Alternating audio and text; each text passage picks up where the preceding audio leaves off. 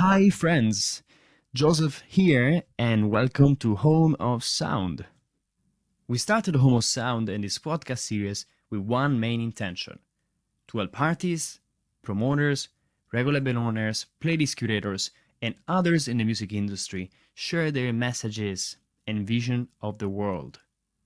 And as a byproduct, we hope that these chats will make you get to know our guests as people, and that some of you will also get inspired by their stories, experiences, and work. Without further ado, enjoy today's guest.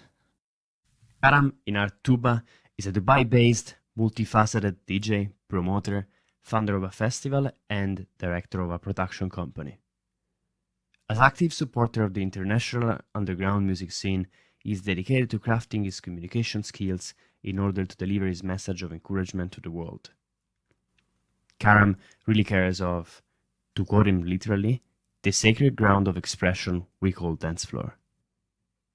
Being born in Turkey and later having moved to Dubai, Karam has always had a sweet spot for uncovering and being a positive influence for underground music movements. In the early 2000s, he became an MC for hip-hop battles and later a vocalist for metal bands. His personal journey brought him to discover electronic music with drum and bass, and landed him to the realm of techno, which is currently what occupies a special place in his art. In our chat, Karam paints the picture of the not-so-known underground music movements in Dubai and tells us about the launch of the festival Rave Affair, whose objective is to put the place's music culture on the world map. He is also resident of Rave Movement, music director of Decibel DXP. He runs a business on the side, but what he really aspires to do is to grow as a DJ. Last but not least, Karam shares how to be understood and connected truly with others. We might want to learn to freely express the emotions in our art and combine this with a sharp use of words to ensure the message is delivered clearly. Enjoy. Karam, thanks so much for being with us with Almost Sound. I am very happy to be here. Yes, and we're happy to have you as well. I think this has been one of the most, the longest awaited interviews. I think you and I met and discussed at ADE in October 2019. Yeah. And I remember we were like, man, we should do this interview. and we say, yeah, let's do it. Let's find the right moment. And we were about to do it on the spot at ADE, but then we decided, okay, let's postpone it when we have more, both of us like are in better conditions, we have a bit more time. Yeah, definitely. I mean, look, we're jumping from one gig to the next. So Yeah. like, I think we were just high on, happy emotions, and it was a great idea. And we had little discussions here and there. And you guys told me what you guys want to do with Home of Sound, and it's awesome, and I'm just really, really grateful to have this moment with you in our lifetime. Yeah, likewise. I was waiting for this for a while, and I remember. So yeah, yesterday, Alessandro left London to go to Italy with his girlfriend, and then eventually to Berlin. And then we're talking about, yeah, we have Karam this week, and he was like super excited as well. It's like I can't wait to hear it. Like it's gonna be like wow. Yeah, Nice.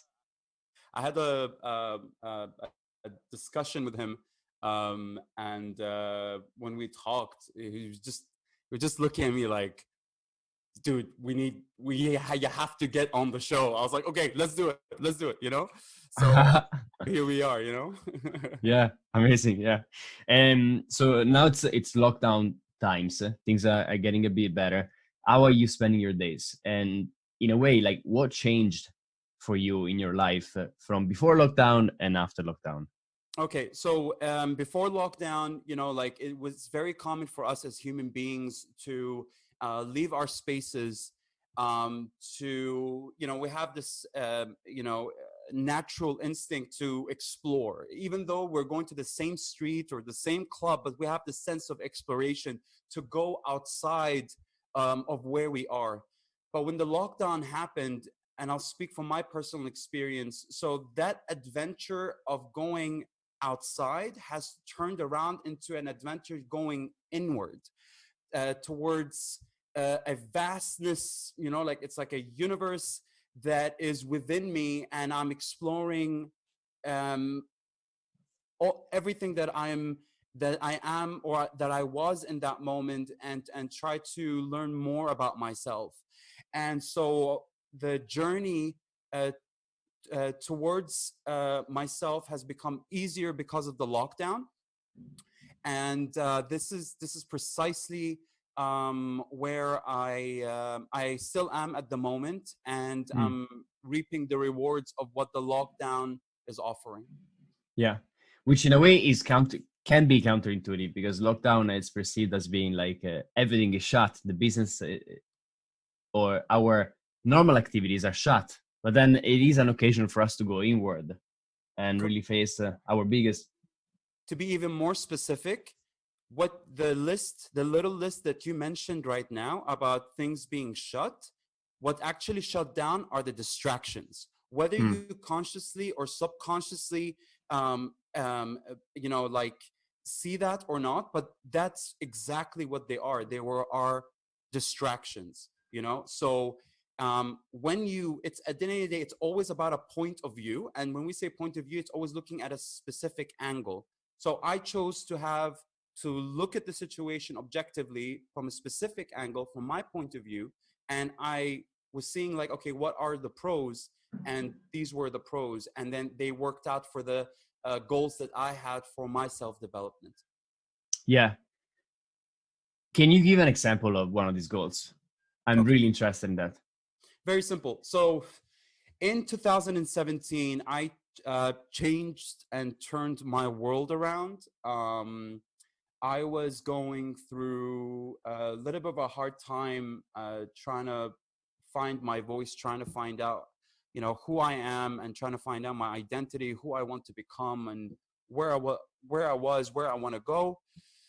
Um, and that year, I was not healthy. I was not focused. I was, to be quite frank, quite down. And one moment, for once in my life, I chose to be completely vulnerable, Mhm. and I went through an up and down of a roller coaster of emotions. And from there, I started my journey into healing. Um, and it was a rough beginning, because there were so many reprogramming, there were so many rewiring that I had to do mentally and emotionally. And like, for example, I was overweight. I was like 120 kilograms, and I dropped down to 88. I was eating Wow. healthier. Yeah, I quit drinking completely. And I just had to reintroduce myself to myself in a different light, in a different manner. um, because of that beginning, it helped me, how I see things and how I analyze things and how I think about things objectively, in anything that I'm part of. So this is the best answer I think I can give for that. Yeah, got it, got it. Okay. So in a way, this has been an occasion for you to let the distraction out, all the stuff that is really, if you think about it, not really that important, and then continue to focus on yourself and your path. Yeah. Correct. Correct. I Like, mean, the yeah. practice the practice to do that is to actually look at everything. And what people forget is that they have control of how much value they give something. You have the absolute power. No one can take that away from you, right? Absolutely. It, so let's say you have a phone and you look at that phone. I'm being very simplistic. You look at that phone and you value it, let's say, by 20%. You have the power to make it 5% of value, So I'm being very, very simplistic here, but in layman terms, it's always best for people to understand, and especially when I speak about these things. So yeah. Yeah, for sure. And there is a lot of things that are running through my mind now. But one thing is that you seem to be very spiritual and very like deep in your thinking, but also in your soul, right? And on the other side, you also have this very concrete part of your life, which is like, it's not that you just like sit on a mountain and then you start like thinking about stuff and creating philosophy, which would be beautiful anyways, but you Yeah. also have a very concrete side of yourself, which makes you like a promoter, an artist, a businessman. Like you do all these things. Like, do you think that the spiritual side and the concrete side are separate, or they are the same thing? Absolutely not. When I do business, when I am DJing, when I am doing anything that is on a conscious scale, right, is an act of spirituality. My drive towards these things comes from my spirituality. And when we talk about passion, whatever for it's like for music or creating positive content, that all comes down to the spiritual sense that I am in. And I think it's the most authentic way for projection towards other human beings. And at the same time, it's the natural attraction that people have towards you, whether it's in Hmm. business, whether it's in artistry, you know? So it is absolutely important that they are entwined together. So every act that you do, it creatively or not, has a sense of spirituality, because human beings' instincts will catch onto that, and they will, socialize with you, support you, etc. Yeah. Do you consciously have to bring the spirituality into the concrete stuff? No, Meaning, yeah.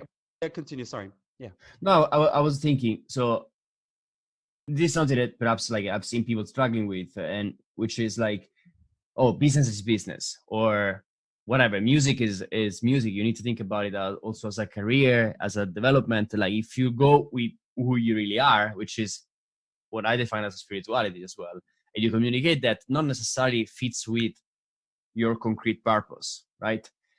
So my question for you is that you seem to put them together. Is that a conscious effort, or it comes natural to you? Um, that's the thing. You see, it comes natural for me because number one, when, for example, we talk business, I have a belief system in that business, right? My belief system, all right, its drive is my spiritual sense. So, for example, when I put it in practice in business, okay, is for example that my business is fair to my clientele. My business, it's a production house that I'm a managing partner in, to be more specific. When we are creating positive content, it reflects with who we are. Hmm. Every single action in any sphere matters. It's a reflection Yeah. of who you are.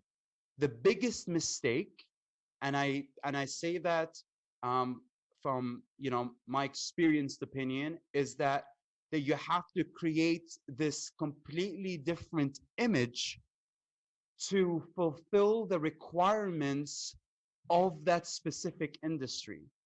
And I call bullshit on that. I Yeah. call bullshit on that because people are not robots. They can tell whether you are 100% yourself Hmm. or not.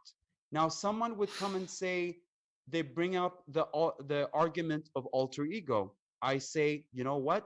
Fine, but let that person vocalize it. Do you Yeah. see what I'm saying? So if you're Yeah. going to tell me that you have a mask on, tell me that you have a mask on, but don't play two different lives. Yeah. Yeah. It's interesting because in a way, art.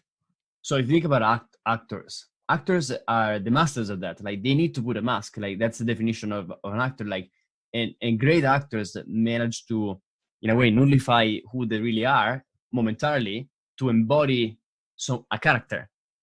Very interesting. However, I think like they said the other side of it, which is like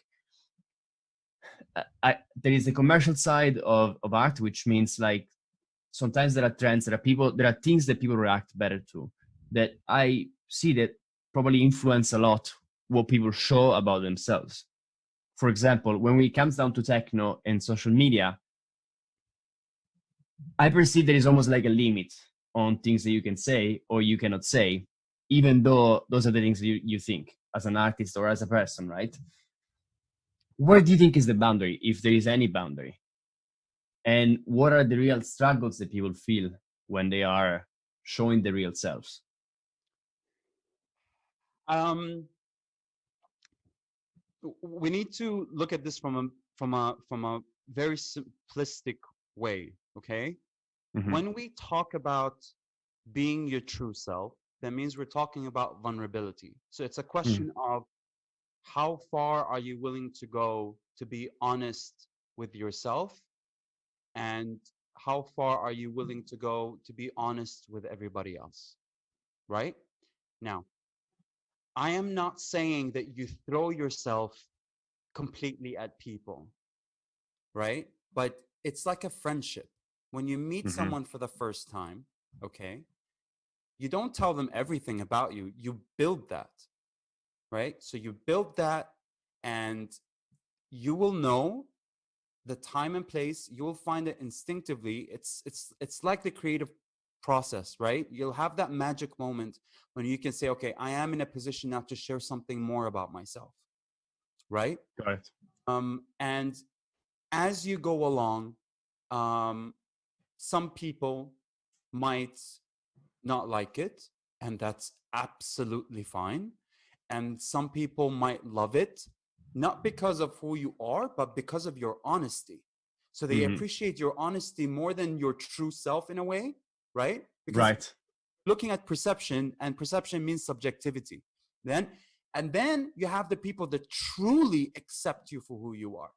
So you have different wave of experiences coming towards you, and it's a learning process at the same time of what you receive from that end. But what matters is more than public perception is how you feel, Yeah. because the last thing that you want before you die is to feel like you're in a bubble, like you're in Mm-hmm. the grave before actually going to the actual grave, you know.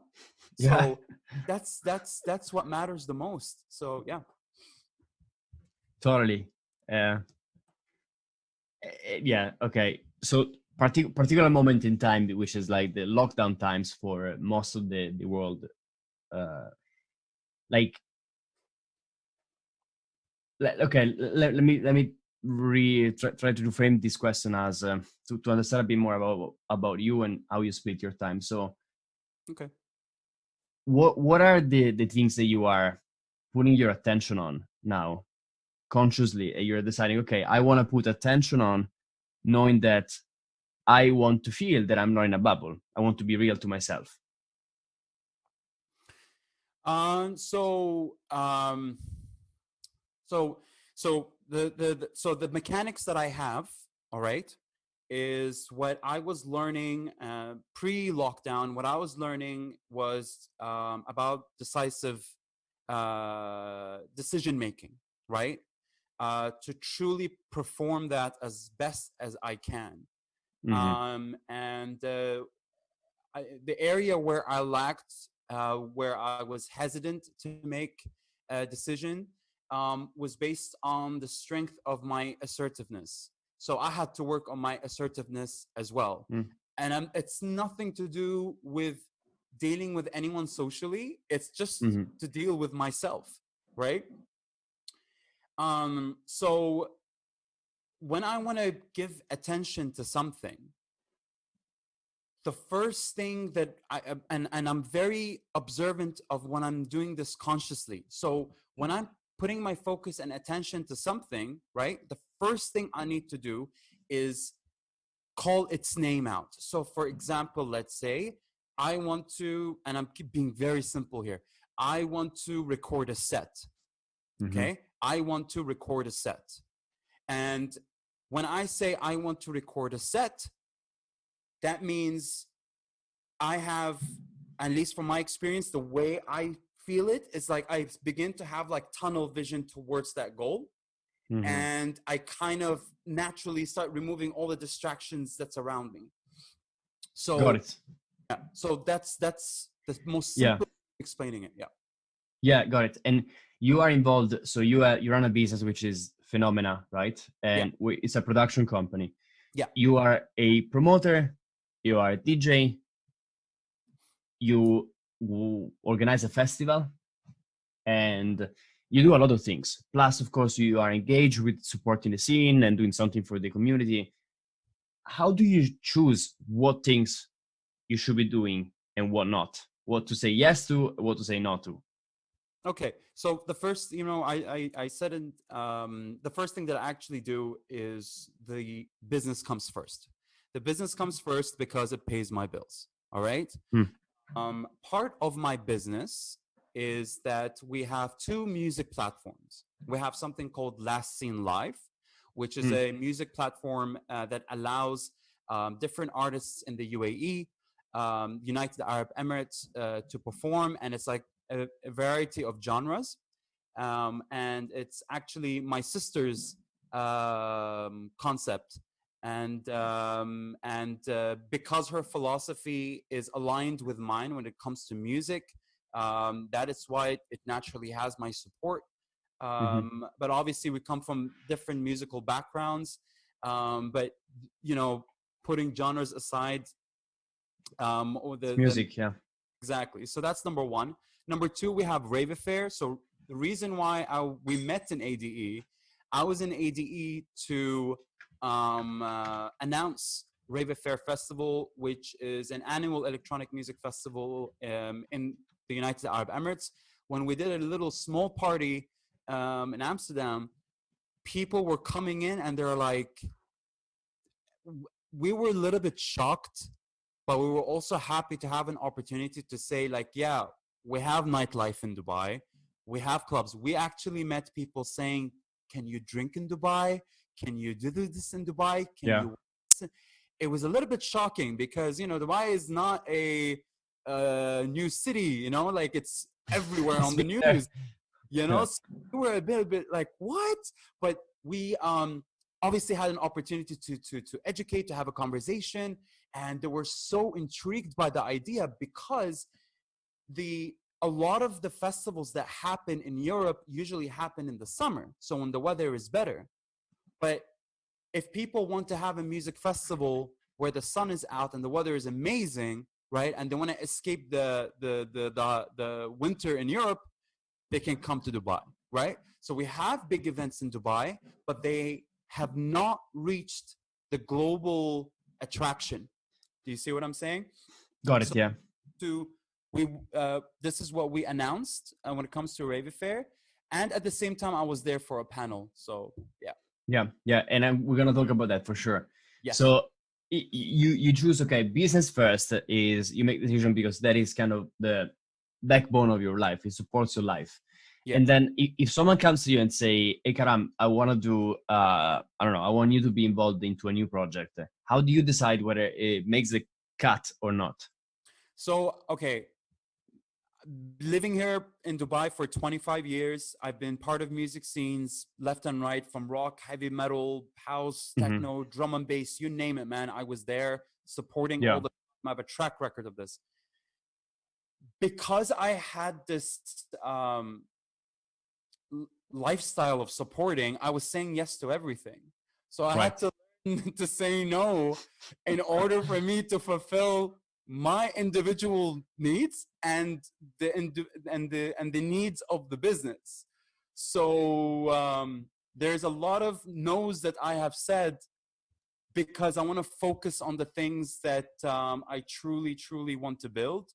And I think I reached the point with a lot of people that knowing when I say no, they know I want to support, but I am putting my time somewhere else. And there was a time where people kind of, they'd never admitted it, but they were kind of dependent on me. And because I kind of moved away to focus on the things I want to do, there's a level of reliance. You know what I'm saying? And the spirit of supporting, I was always visible doing it. But yeah, like now I'm just I just had to say no because I really want to do something great for the city and for everybody. And I had to say no for the long-term goal.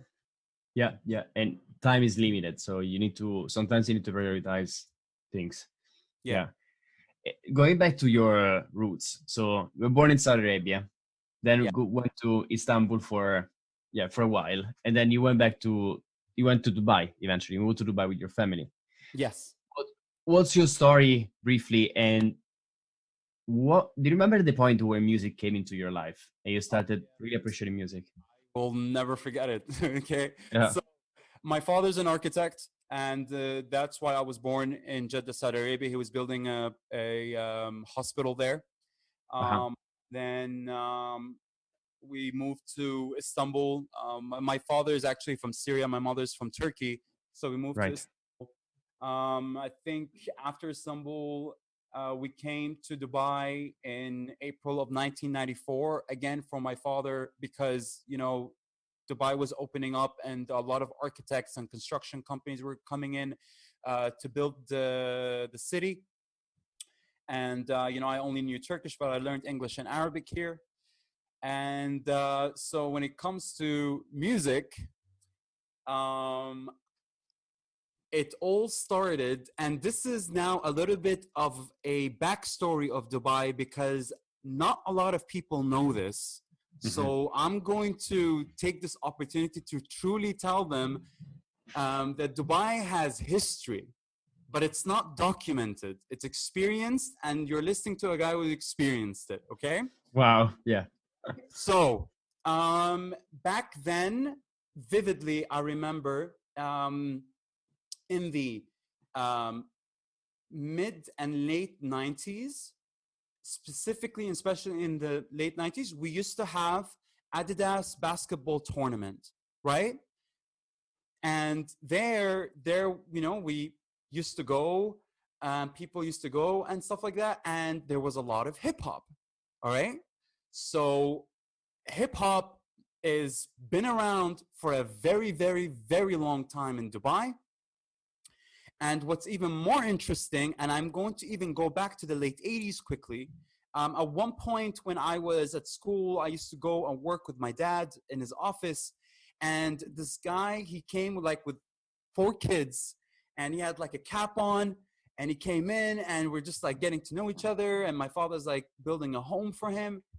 And we were just getting to know him. And he's like, and we were talking about music, and he's like, yeah, I used to be a break dancer in the late 80s. And I'm sitting there, I'm like, breakdancing means that there was hip hop in the late 80s in Dubai. So that means there was culture, there was a subculture going on, but it was not documented. There's no history. I mean, there's history, but it's just not, the story was not told. And I'm like, wow. And then as time passed, Wow. as time passed, and then I find out that the DJs who were playing on turntables that came to Dubai to work, but there were also DJs as well, and they were playing on turntables. And the reason why back then in the 90s they never played in nightclubs is because they only allowed top 40 music. So the only solution to that was to have a house party scene where they can play techno and house, but it was done at homes because the clubs didn't allow this music to be played. Wow. But nobody knows. I mean, this. yeah. So everyone looks at Dubai like, so from the outside world, does Dubai have history? Fuck yes, it does. And then people that come to Dubai feel like they're creating something new, but what they don't know is they're building on something that's already been built, right? Yeah. But again, I don't blame them either because there's no documentation. Of course. Yeah. So, and yeah. So okay. Yeah. Go for it. Sorry. I'm giving this little bit of a backstory so to show you how I was involved. All right. So it was hip hop for me. I used to be an MC, by the way. I used to do rap battles at basketball courts. And then one day, originally it was like at home, I was like watching MTV. I forgot who was the first band, but I was just intrigued by a band. I think it was like 2000, 2001. And I started following up. And of course, these bands were like commercial, you know, like every time you discover something on the surface level, you'll always find the mainstream stuff, but it's always a good starting point to dig deeper. Mm-hmm. So I moved away from hip hop. I was getting into rock and metal. 2003 was the year I listened to the first underground band, so to speak. And that was a band called My Dying Bride. And the song is called A Kiss to Remember. And that was my starting point to alternative music, non-commercial music, and underground culture altogether. Right. Got it. Okay. Okay. And that was already metal. How would you classify that? So in the beginning years, there was, even when it comes to bands, the bars back then in the 90s used to have a lot of cover bands, right? But fast forward, a lot of the bands back then, like, you know, they were from high school, and there were like a variety of genres. And we had Dubai Desert Rock Festival that doesn't exist anymore. And it happened in March every year. The last one was in 2009. Mm-hmm. Unfortunately, it's not happening anymore. So that was one, but there was you know, I think it was like, even before that, there was a lack of gigs. So because there was not a strong rock heavy metal scene, I needed a musical alternative. Now, my introduction to electronic music came from metal, because a lot of metal bands use sometimes they use a lot of electronica to do atmospheric stuff, maybe Wow. intros or outros. So I was already listening to that. And I was at school, and we had this little room, like a free time room, and I was playing a card game with my friends, and there was this really fast electronic music going on. I didn't know it was even electronic music. I was so confused by it. And it was, and I'm like, okay, I didn't know what the genre was called. I don't know where to look, nothing, right? So then I was sitting and I was watching this Turkish TV channel, and there was this, every time it goes on a break, it would play this genre again. And I'm like, what the fuck is that? It's amazing. And I don't know how I got there, but then I discovered it was drum and bass. And I'm like, oh my God. So I went full on discovery mode. Then I discovered that there was a promoter called Global Funk, who has been doing drum and bass parties since 2003. And so I got involved in that. And I got into drum and bass extremely heavily. And it got me, and then later on, it actually was the reason that got me into techno, because one thing that I love about music is I like to find out the roots of where they began. Right. Because they all tell a story. So yeah. So, and okay, and so you got into electronic music. Was there ever a point where you thought, okay, I'm just gonna fucking DJ? Yes. So because I played in bands, okay. Yeah. So I have, you know, I say So that. so what year was when you started playing in a band? And you started playing it as a you were singing at the start, or you were doing something else? I was singing. I was a Right. vocal. Okay. And it played a huge role in, you know, my self-esteem, my confidence, working and dealing with a crowd. And I have a little story from Yeah. an experience that I applied in DJing. All right. Wow. Yeah. Tell me. All right. So, but yeah, so I started out as a vocalist. I started my first band in 2004. We had a release with a Belgian label called Nothingness Records, but it doesn't exist anymore. And we created 111 copies. And as payment, the label said, we'll send you 20 copies. I'm like, no, keep them, because we were playing something extremely underground. Like, people here are still talking about Metallica. We were doing something else, you know?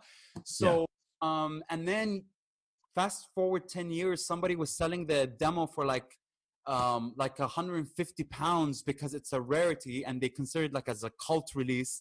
and we found that funny on eBay. But yeah, so that was my experience with band. But when it comes to DJing, because they were on the spotlight, right? And I was so intrigued by the idea of like being present, and people from the crowd are taking in your energy. And I kind of have the same experience as a vocalist, right? I get my energy from the crowd. I get them excited. They give me more power in my performance. And so when I was watching all these DJs, and I love the music that they're playing, and I love this music so much that I felt like, yeah, you know what, I'm gonna be a DJ, because I love this music so much that I want to give it out, and I knew what the beautiful experience was at the dance floor, and I wanted to know what the beautiful experience is in the booth.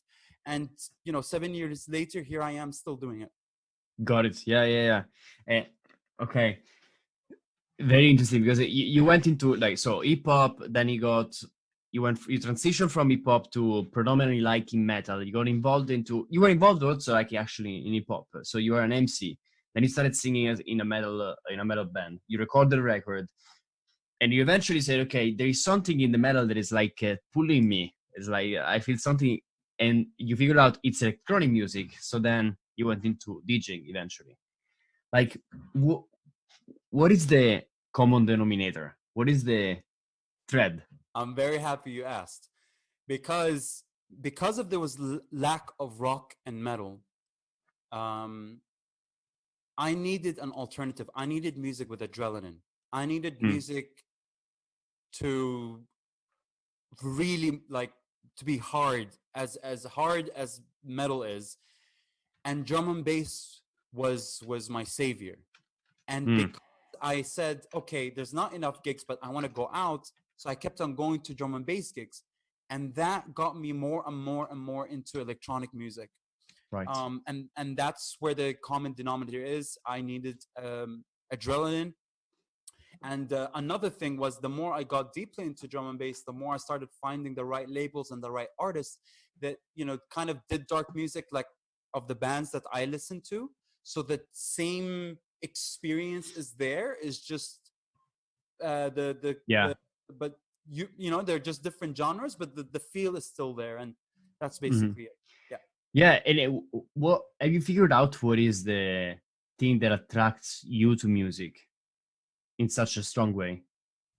I think it's the honesty, the brute honesty, and the transparency from artist to listener.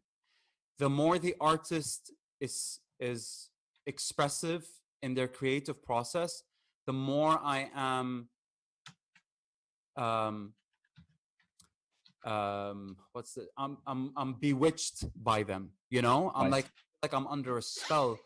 And at the same time, when I get out of that short experience and I say, wow, man, sometimes I think to my head, I'm like, thank you for being honest. Thank you for being vulnerable. Thank you for opening up. And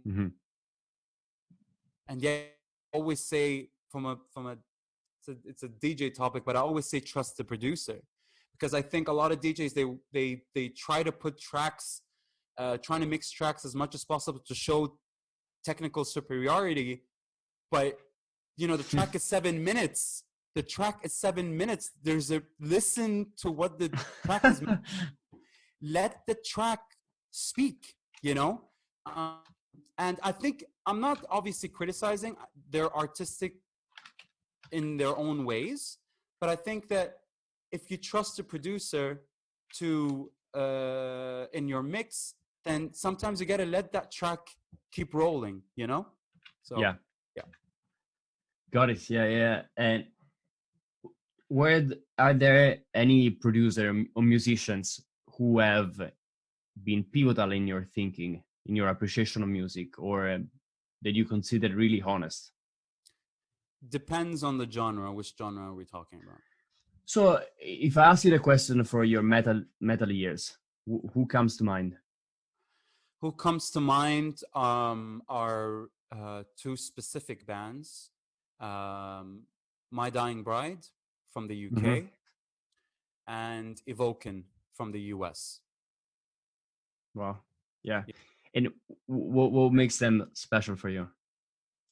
When it comes to My Dying Bride, I think their sense of romanticism, dark romanticism, and their sense of, especially when it comes to performance, there's a sense of spirituality that I'm very attracted to towards the Mm-hmm. band.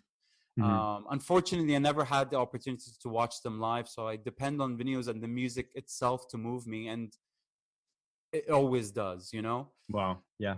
And when it comes to Evoken, I think their nihilist worldview is is very deep. It's very dark, and I think, in my opinion, my experience with them, they allow me to go down that rabbit hole as far as I can and feel a little comfort and not be afraid, you know. So yeah, Yeah. so that's why I love, when it comes to metal, both of these bands. Yeah.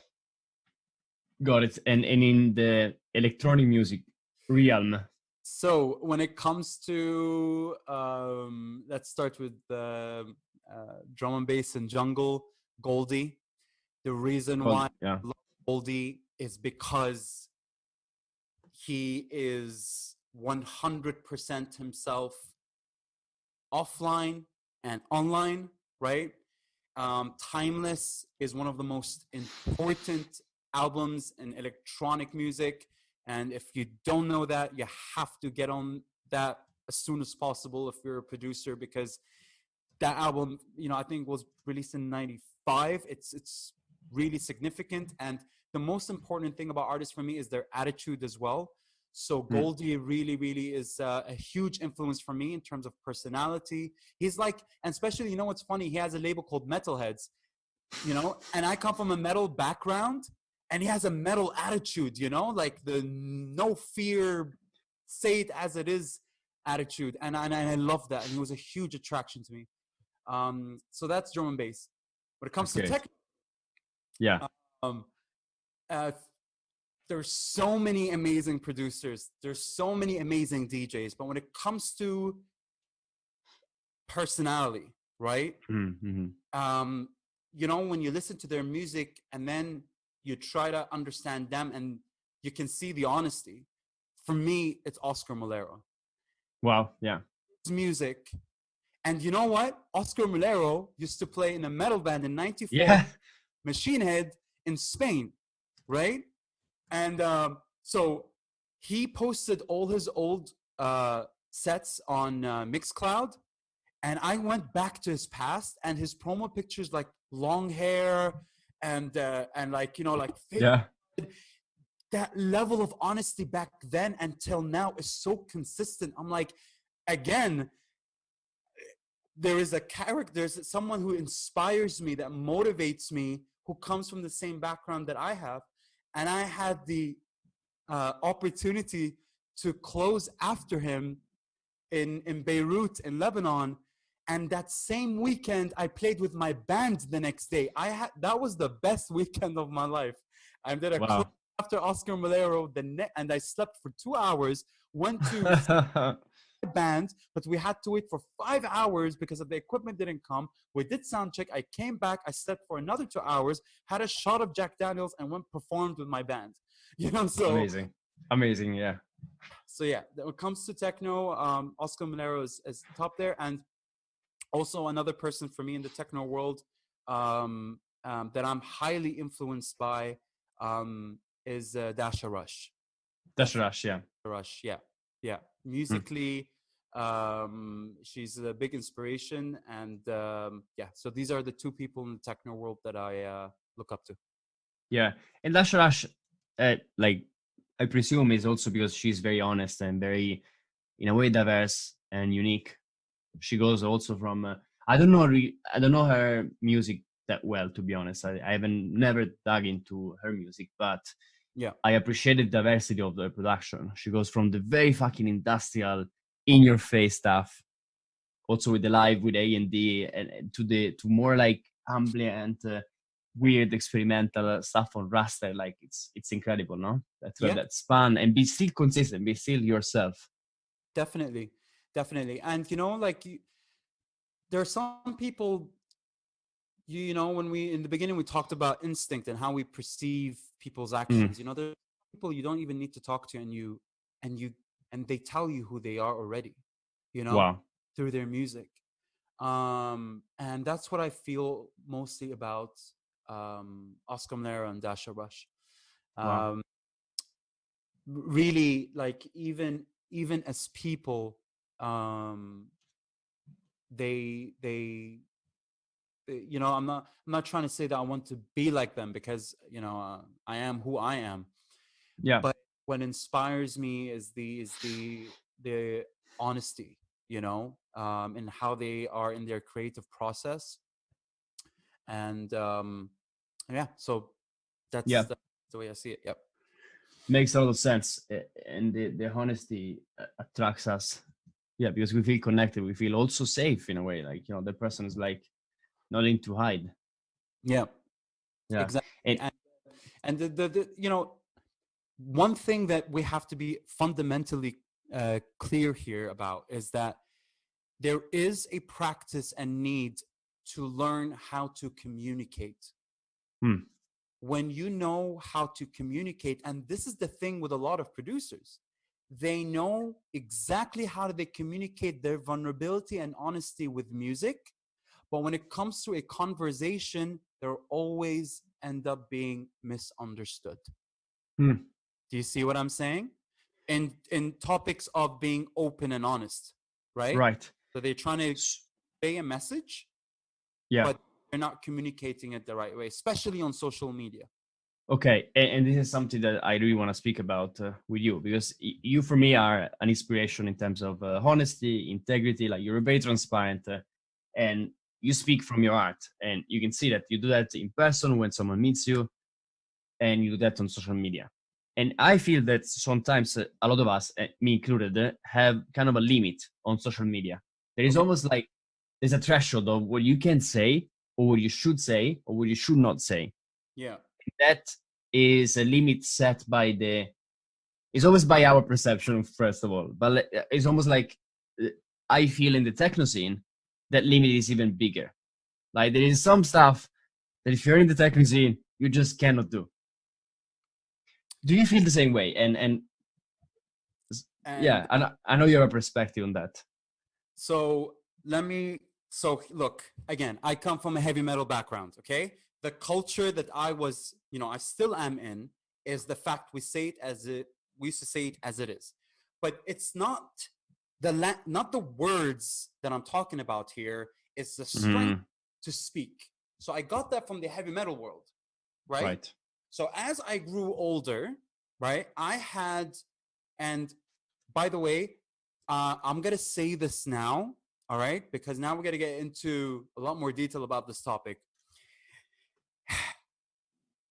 Um, Being somebody who promotes and loves, supports underground culture, okay?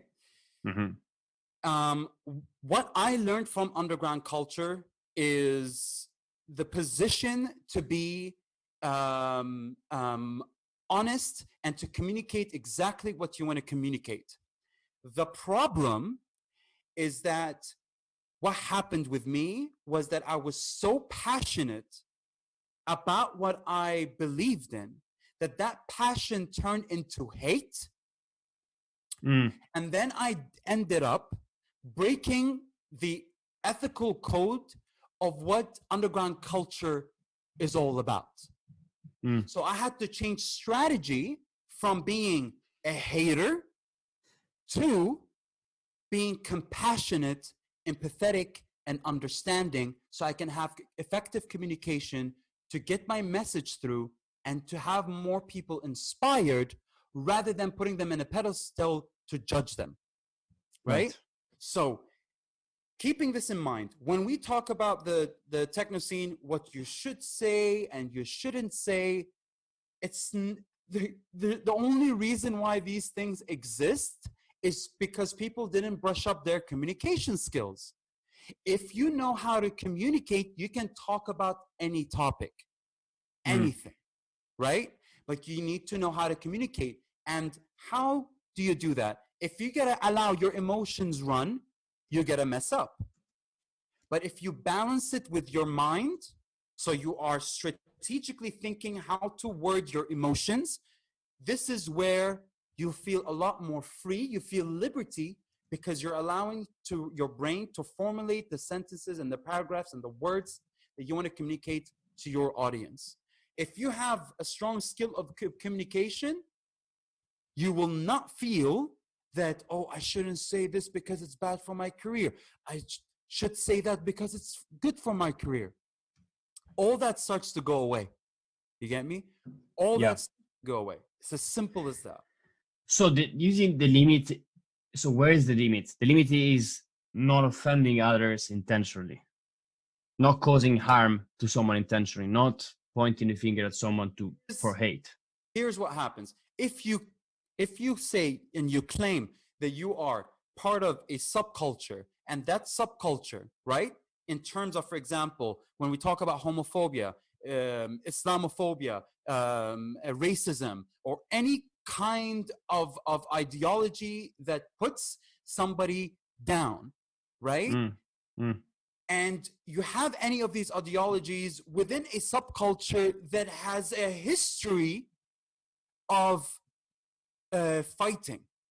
And then you come within this culture and talk about an ideology that is completely contradictory of where you are, right? So this is obviously the obvious stuff, okay? But when we talk about politics, right? When we talk about politics, when someone says they're into techno and they're into underground culture and they're like really into underground resistance, okay, did you do your history about underground resistance? It's a political movement, you know? So people forget these things, and most people don't know these things because of how techno turned into right now, or electronic music in general. So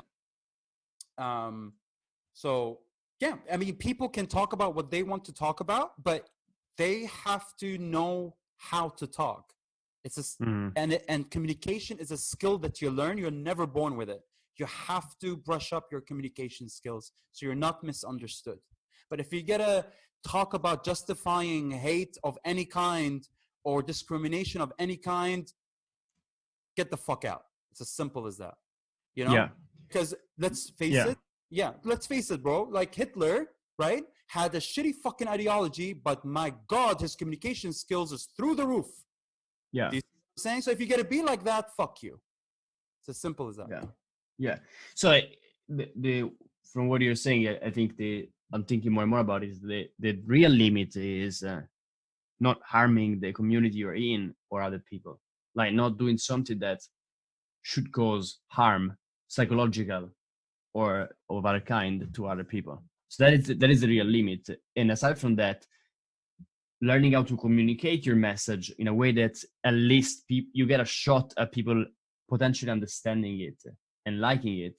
That's actually, you sharpen your communication skills, which allows you to communicate so people understand you and they can decide whether they like what you are or not. Exactly. Look, even then, even if you brushed up your communication skills and you did your best to accommodate everybody to have a respectful discussion, right? There will always be someone that didn't bother. There's people who can't even read properly. They don't take the information properly, right? Yeah. And that's another issue. Yeah. Yeah, tell me. I mean, no, go ahead, finish, and then I'll tell you what I was thinking. Yeah, so that's another problem, right? So and I'll speak for myself. I sometimes allow healthy discussions and conversations to happen. Sometimes it's not between me and someone. Sometimes it's between people, each other on a common thread on Facebook or whatever.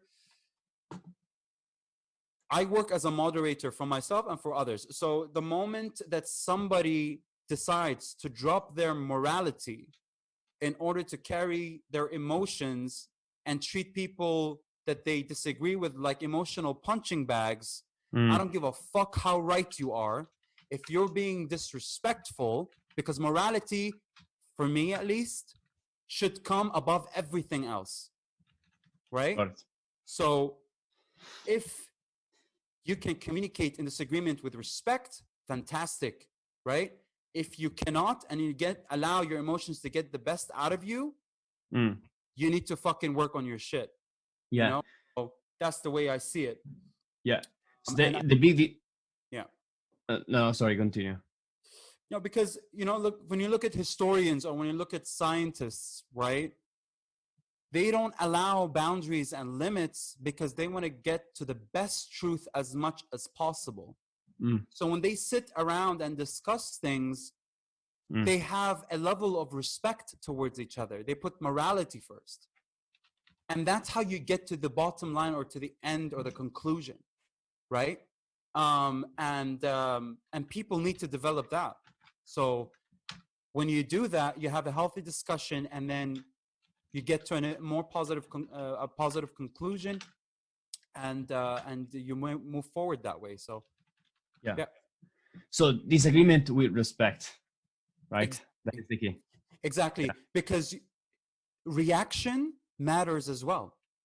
Reaction really, really, really matters. And if you react emotionally, I'm sorry, like you're being a child. It's like I didn't give you the candy that you want and you're screaming at me. Why? Yeah. So I know all of this because I did all of this. I know all of this because I did all of this, and I had to teach myself self-control, and I owned up to my mistakes, and yeah, and I developed myself so people, I can communicate better. They understand me, and I understand them. Listening is a whole different topic on its own, and people need to look at these things from a holistic perspective, and the better that you get in how to communicate and how to listen, the better off that will be in the long run. So yeah, for sure. And it makes me think about it's probably like an ego master there, like where people eventually, a lot of us end up trying to win the truth instead of finding the truth. So it's more like me versus you than where is the truth. There can be neither of us. I have a good example when it comes to ego. Okay, we all have ego, but imagine this: imagine that you are in a car and you're driving the car, and ego is sitting next to you. Okay, and you're going on this journey. The ego and you guys are together in the car, and you're always going to be together. Okay, but the ego cannot change the music in the car. It can't open the window or close the window. It can't decide to stop the journey. It's always going to be with you. So you tell your ego, hey, ego, you're going to be with me for life, but you have absolutely no control of where we're going and what that experience of that car ride is going to be, right? And when you start humanizing these variables that we have, you start to have a little inner dialogue communication with it, kind of like with yourself, and you get a sense of control. You can never remove any of these things like ego, fear. You can't. They're part of you, and you just need to learn how to communicate with them. So yeah, no, for sure. And social media, hate on social media, which is like, it's a big topic now. Like what are ways that we can protect, shield ourselves from being touched by the hate that naturally, if you post something, someone will you will receive it at some point in whatever form. What can be a way for us to be protected? Okay, so there is different ways of looking at it. Okay, it depends on the person that's communicating negativity. So let's say, for example, maybe somebody erupted in emotion about something I said Yeah. or else said and they misunderstood it, I first begin to communicate and show care because I do care and say, hey, yo, hold on a minute. What's going on? And we talk about it and I understand their concerns. The number one thing, if you are going to create that dialogue with someone that's upset with you, all right? First and foremost, you have to be ready to say, I am wrong. I am sorry. I am wrong. I am sorry. If someone made you realize that you have done a mistake, own it up. Yeah. Own it up. Full stop. Mm-hmm. If someone, for example, threw hate at me or hate at someone else for just for the sake of hating, all right? I always, I'm not saying it now, but I think a lot of people know me already. I control my social media with an iron fist. It's my space, and I am the one allowing you to comment on my space. Yeah. All right.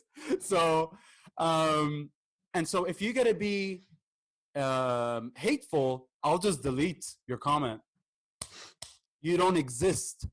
That is how, that if I'm gonna, that's the way I look at it. I allow you to have a voice if you give me that same respect. If you're going to disrespect me for no reason, that I just became your emotional punching bag, okay, I have a for you. I silence you. Yeah. Silence you completely. And I will not be intimidated in any shape or form to somebody starts talking about freedom of speech and freedom of expression. No, motherfucker, you lost it when you start becoming a dickhead.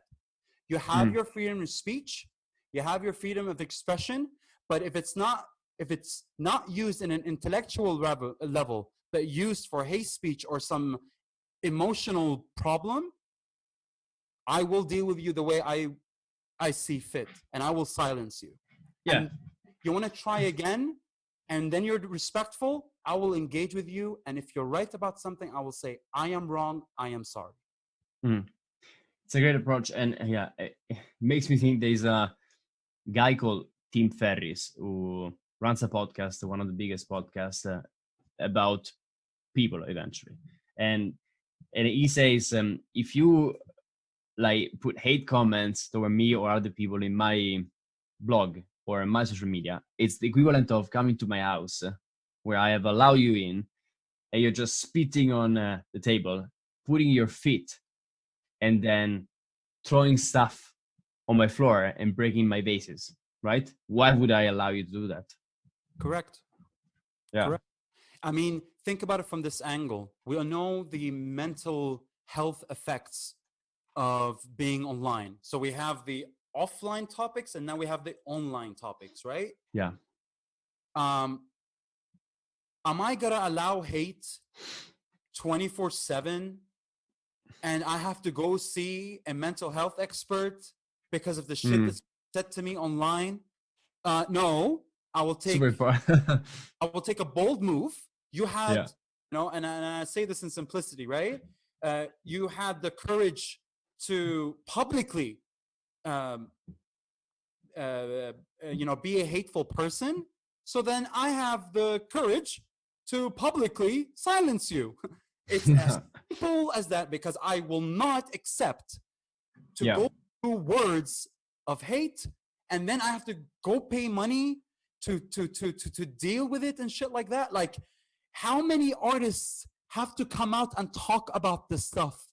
And people constantly keep doing this for stupid fucking reasons, right? We're like,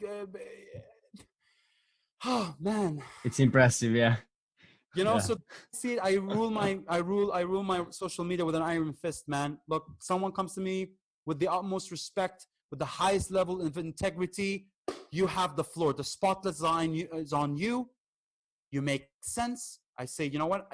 You corrected me. Thank you so much. And I say it. And I make them feel good that having moral standards to prove your point is something that it works. It's effective. So Mm. I give them that support as well. So Yeah, yeah. yeah. And then moving to like a similar but opposite direction. So saying thanks. I know you recorded a video about a month ago where I think the context was there was this kind of video of tour managers of very big DJs who were essentially like saying, "Hey guys, donate some money so we can support our tour manager." And it was shot by it was a recording of this huge DJs saying, "Hey guys, there's a crisis. Our tour manager not working anymore. Why don't you contribute to their salaries?" And then you took that occasion to actually say, "I actually want to say thanks to all the people that never get thanks. There is the support network that goes behind the gigs and the music, right?" And what struck with me is that it is very important to actually say thanks to anyone we work with. And even if it's not the person who is under the spotlight, it's very important that we appreciate that these people exist first and they are doing the work. So how important it is for you to say thanks to people you interact with? All right. So again, this goes back to me playing in metal bands. All right, as a Yeah. vocalist. So between songs, I used to say, "Thank you for the bartenders just getting us drunk," and the whole place just like, "Wow!" Thank you to the security to make sure the space is safe, and I make the crowd cheer for all these people that are serving them, that Yeah, are it's true. the space safe, and that's the background I come from, and you have this entire room appreciating the people that they easily forget, right? The same thing I noticed about for the sake of simplicity, the lack of thanks to so many people in club culture, the lack of thanks in so many people in culture, the lack of thanks of hosts and hostesses and waiters and waitresses that deal with complete and utter assholes when they're drunk, and Yeah. and their true colors come out when they're under substances. They don't know how much emotional strength they have to deal with these situations. And then you have the security who really don't want to use their strength on anyone, and they end up doing it and taking somebody out and calming somebody down. And no one, at least from what I'm seeing, I'm sure there are beautiful people in this world that say their thanks, but at least from my experience, the reason why I mentioned it in the video is because nobody's talking about them. Yeah. Um, and when this whole tour manager thing happened, I kind of left a comment on Carl Cox's page, because there's a perspective that I learned about they just wanted to do good. But what Yeah. happened is, with the whole world reacting, I made an explanation why people reacted this way.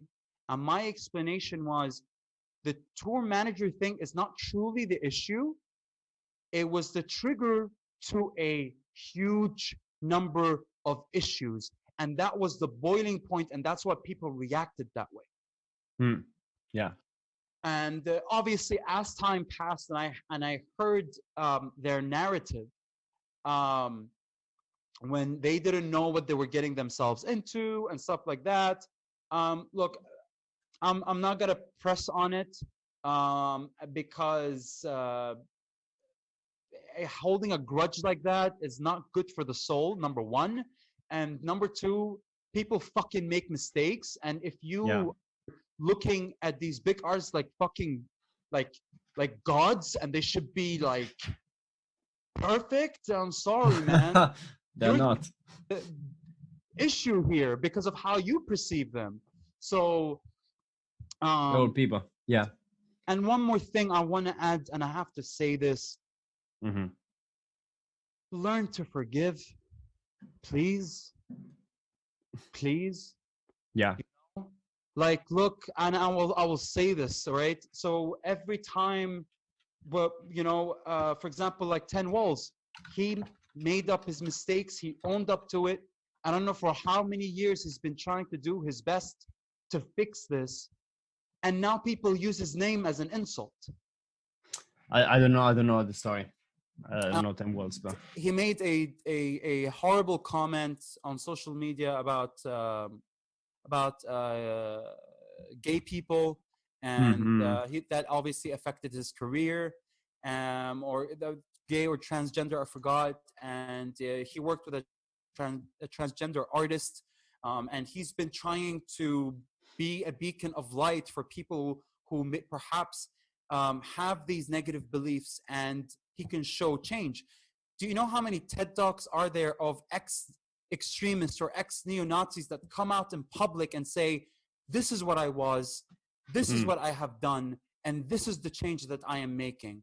And 10 Walls has been consistently trying to do that. And online, you see people use his name as an insult. Do you see what I'm saying? Yeah. And this level of I don't want to forgive is the most For what? Yeah. inhuman thing. It's so inhuman, right? One thing I was inspired by this ex-neo-Nazi, that when I was dealing with people to get them out of the Nazi movement, he said, I didn't argue about their beliefs, but I listened to them using empathy and compassion, and I found out that their problems have nothing to do with because they have issues with races or different groups of people. It all they felt lonely, depressed, angry. And that was the solution to change them, to make them leave these movements. Compassion and empathy. And when they try to do the right thing, you forgive them because you want them on your team. You want them on your team. You know? You can't make somebody listen if you keep insulting them all the time. Of course. Yeah. And it's I don't know, people who happen to be, it's very unfortunate because again, they become almost a scapegoat for a lot of, but we see the tip of the iceberg, but that is not the real problem. Like we stop listening to these people because, oh, fuck that, it must be so bad. That's but in the end, they're people, yeah. I'm telling you right now, when I was promoting, all my life I've been in underground culture, you know what I mean? It's a philosophy that goes across all musical genres. And I was very hateful. Yeah. And because of that, my passion turned into hate. And I'm like, wait, I'm contradicting what underground culture is all about. Yeah. So how can I support it if I'm hating all the time? Yeah. I had to change strategy. And when I changed strategy to be inspiring and motivating, people started to listen. People started to say, okay, I'm going to give this kind of music a try. I'm going to give this a chance. I'm going to give this artist a chance. And I started making real positive change by being positive. Yeah. So for sure. Vilification does not work, people. Vilification and hate will never, ever, ever work, no matter how right you are. The moment that you speak with hate, the message is gone. Full stop. True. Yeah. That is very true. Yeah. It shuts people down. It puts you in a it puts you yourself in into a worse state than before. So you're not open, and then you're not really effective in anything. Yeah. And what is perhaps one of the biggest mistakes or learnings from your years in music?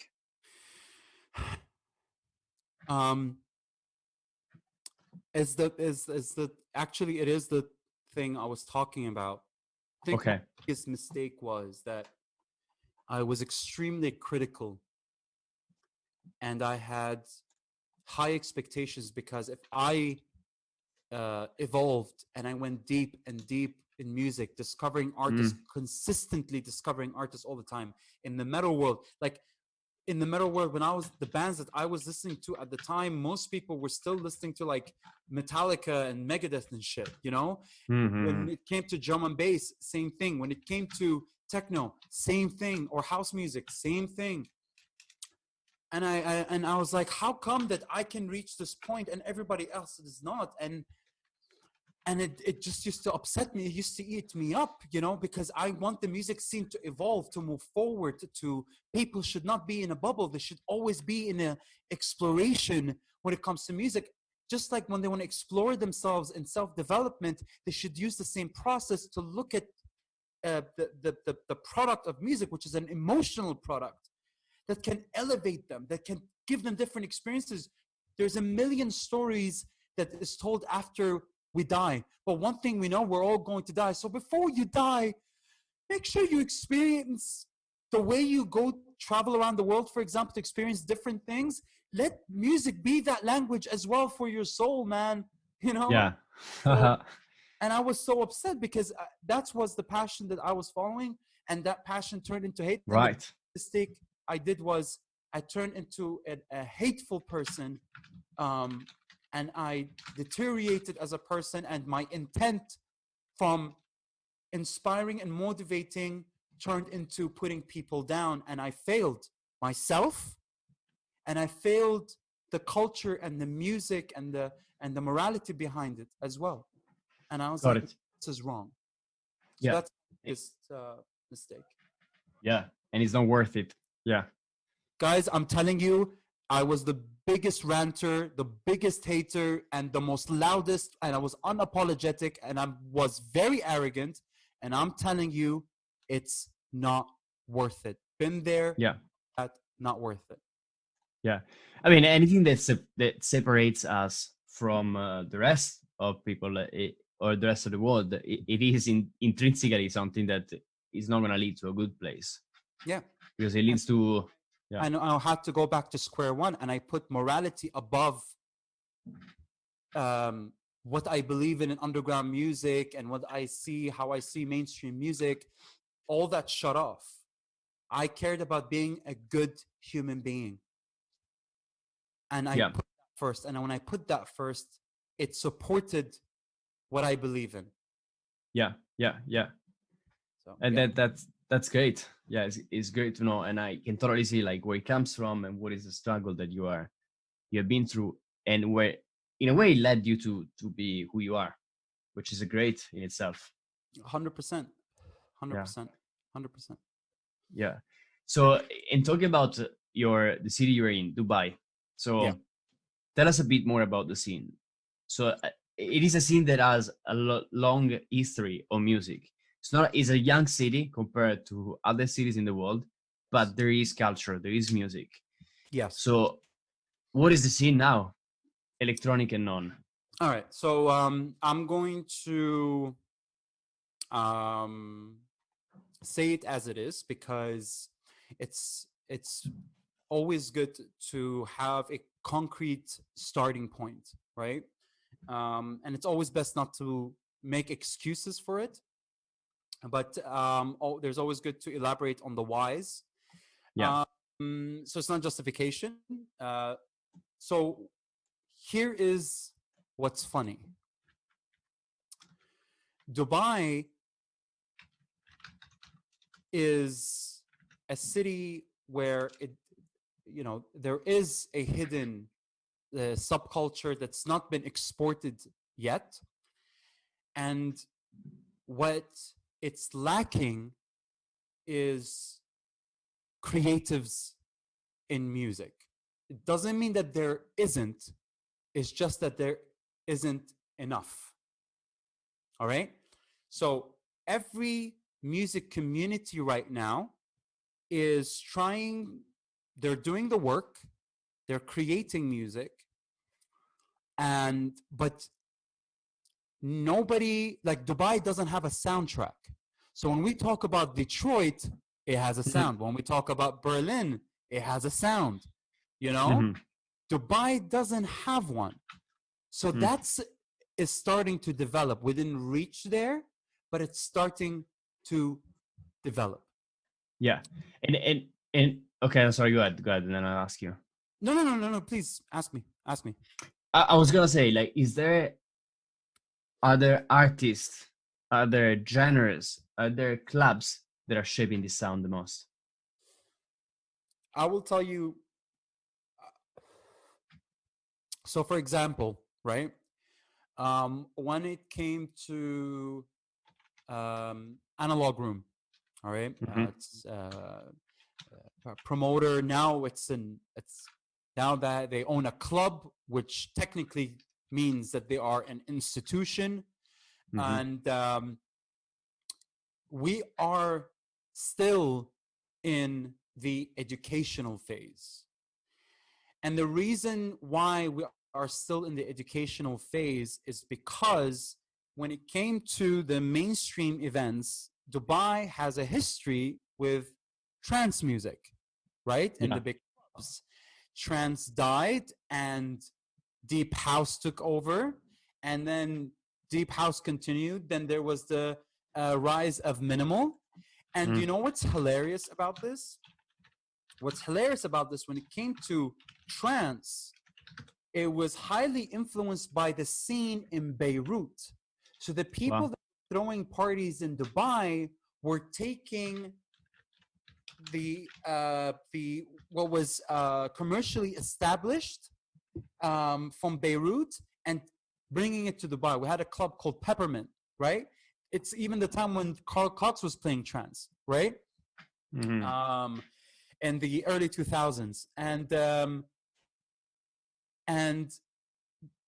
because of Dubai's face of, like, like uh, luxury and that lifestyle, that VIP lifestyle and stuff like that, it played a huge role, all Hmm. right, in depicting what is, indirectly, what is the experience of electronic music is. So Yeah. it's still hard for people to understand what club culture is, right? Right. And they're not, I would say that they're not finding the lingo, the rhythm, the groove, when it comes to going to underground events. They're still not finding what gets them connected to it, because they're still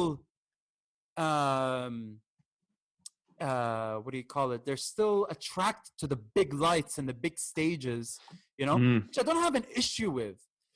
In the past, I did, but yeah, and because I wanted it to experience something different. I wanted to put the music. I wanted them to understand how to put the music first. So when I talk publicly about these things, Right. Yeah. and we have a very, very long way to go. But I would say that living here for 25 years, in my experience, it's picking up now. Mm. And I feel that perhaps in the next 5-10 years, it will be a lot more better, and there will be communities for alternative nights, for smaller nights, in support for smaller promoters, Yeah. um, and a new culture will emerge from it. Yeah. So that's what I'm hoping. Yeah. Yeah. And I hope so too. I mean, the grounds are there, and so Analog Room, it seems to be like one of the central points of Dubai as a nightlife, as a culture, actually, as offering a space for culture. What is special about the club, and how are you involved in the project? Okay. So one thing about Analog Room, how I'm involved in this project, every single person thinks I work for Analog Room. I Yeah. don't. Support Analog Room for years, and I do it publicly all the time, and I'm proud and I'm honored to be alive today to support an institution that is so important, not just for the UAE, but for the Middle East region as a whole. Yeah. Just like people in Berlin, they respect and they understand the significance of Trezor. They understand the significance of Berghain. They understand the significance of so many different clubs and so many, Yes. around the world. And that sense of support, that spirit that comes from there, is instilled in me. And I'm like, who needs this? And Analog Room falls in line with my beliefs, and I support them. There was a little time I Mm. worked with them. We were doing club culture to, like, talk about various topics and discussions. But there's other things that I did as well, but it was a very short time. But the reality is, people message me, they're like, "Come, can you book us to play an analog room?" I'm like, guys, I know I I support know. it, but I don't work for analog room. I'm just supporting what I know from a culture perspective is important. Yes. They're like, wow, you, and by the way, this is a little message to everyone who's perhaps they want to start in their DJ career. For years, I've been playing and supporting Analog Room, and I only played twice. And when they Love understand, that. okay, when they understand that this is bigger than themselves, all right, then you're part of a community. But if you're going to do this just for yourself and it's just about you and you don't care about the full story, then I'm sorry, but this is why promoters in general don't book you, because you expect them to give you everything on a golden plate. You have to build support for, if that's the promoter that, if that's the nights that you want to play in, you have to go there. If that's what you believe in, you go there religiously. I'm there every freaking Thursday, man. I'm Yeah. there. Sometimes the music is amazing, sometimes it isn't, but that's besides the point. I'm there. I'm there with my family. I'm there with my community. I'm there to show an example of how to be part of culture, how to practice what you believe. Yeah. All these years I've been supporting Analog Room, and I played there twice. Yeah. Wow. It's amazing. Do you see what I'm saying? Yeah.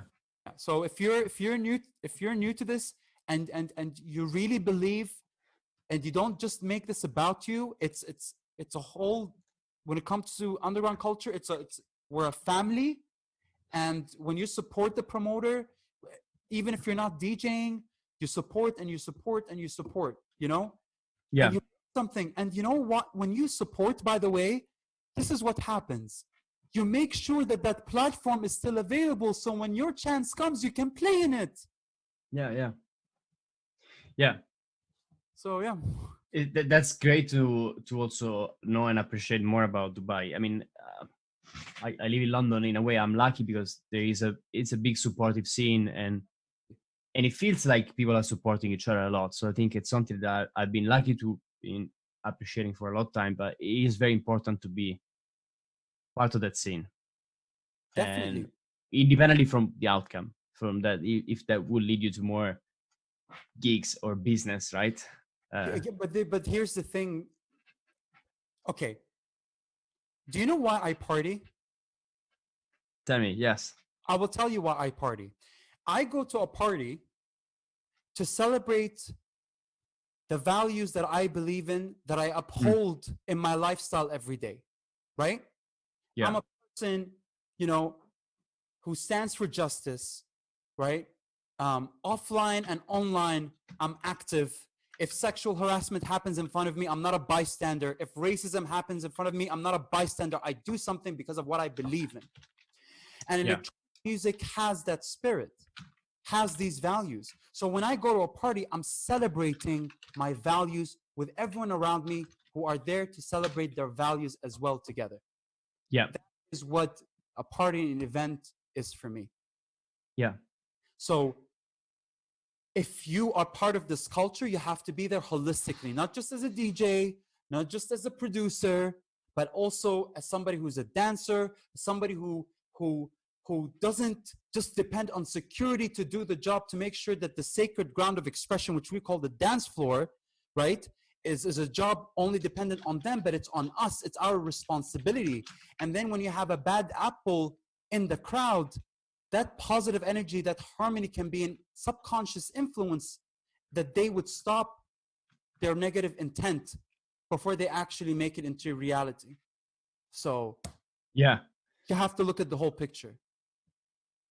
Yeah, and I love the term sacred ground of expression that we call dance floor. That's what it is. It has to be protected. It's for everyone. It's the moment where you allow your soul to be outside of your body. You allow your soul to dance, you know? Yeah. It's super interesting. And so Decibel, DXB, and Yeah. Reva Fair Festival. So those are your things, right? Yes. So, Yeah. all right. So when it came, Tell us what they are first, and then like what's the reason why you started them? yes. So Decibel DXB is a night that we started in 2015. And when when I was not with my metal friends, I was with my friends who were into trance. So I used to go with them to trance events, and we were saying like, why did the music slow down? You know? But Decibel DXB, we want the music, we want the tempo to go up, we wanted to dance, we wanted to remember what it's like to have sore legs from the amount of dancing. So so we started Decibel DXB, and at that time, like people were playing deep house and minimal, and we wanted just something harder. And of course, you know, and because of my ignorance, in truly understanding genres, so I had to educate myself. And when we started Decibel DXB, we had to balance between the kind of artists that so in the beginning, we were getting techno and tech house artists. And then there was the oversaturation of tech house. And we're like, okay, no, let's switch it up a bit. And then we focused on getting techno artists.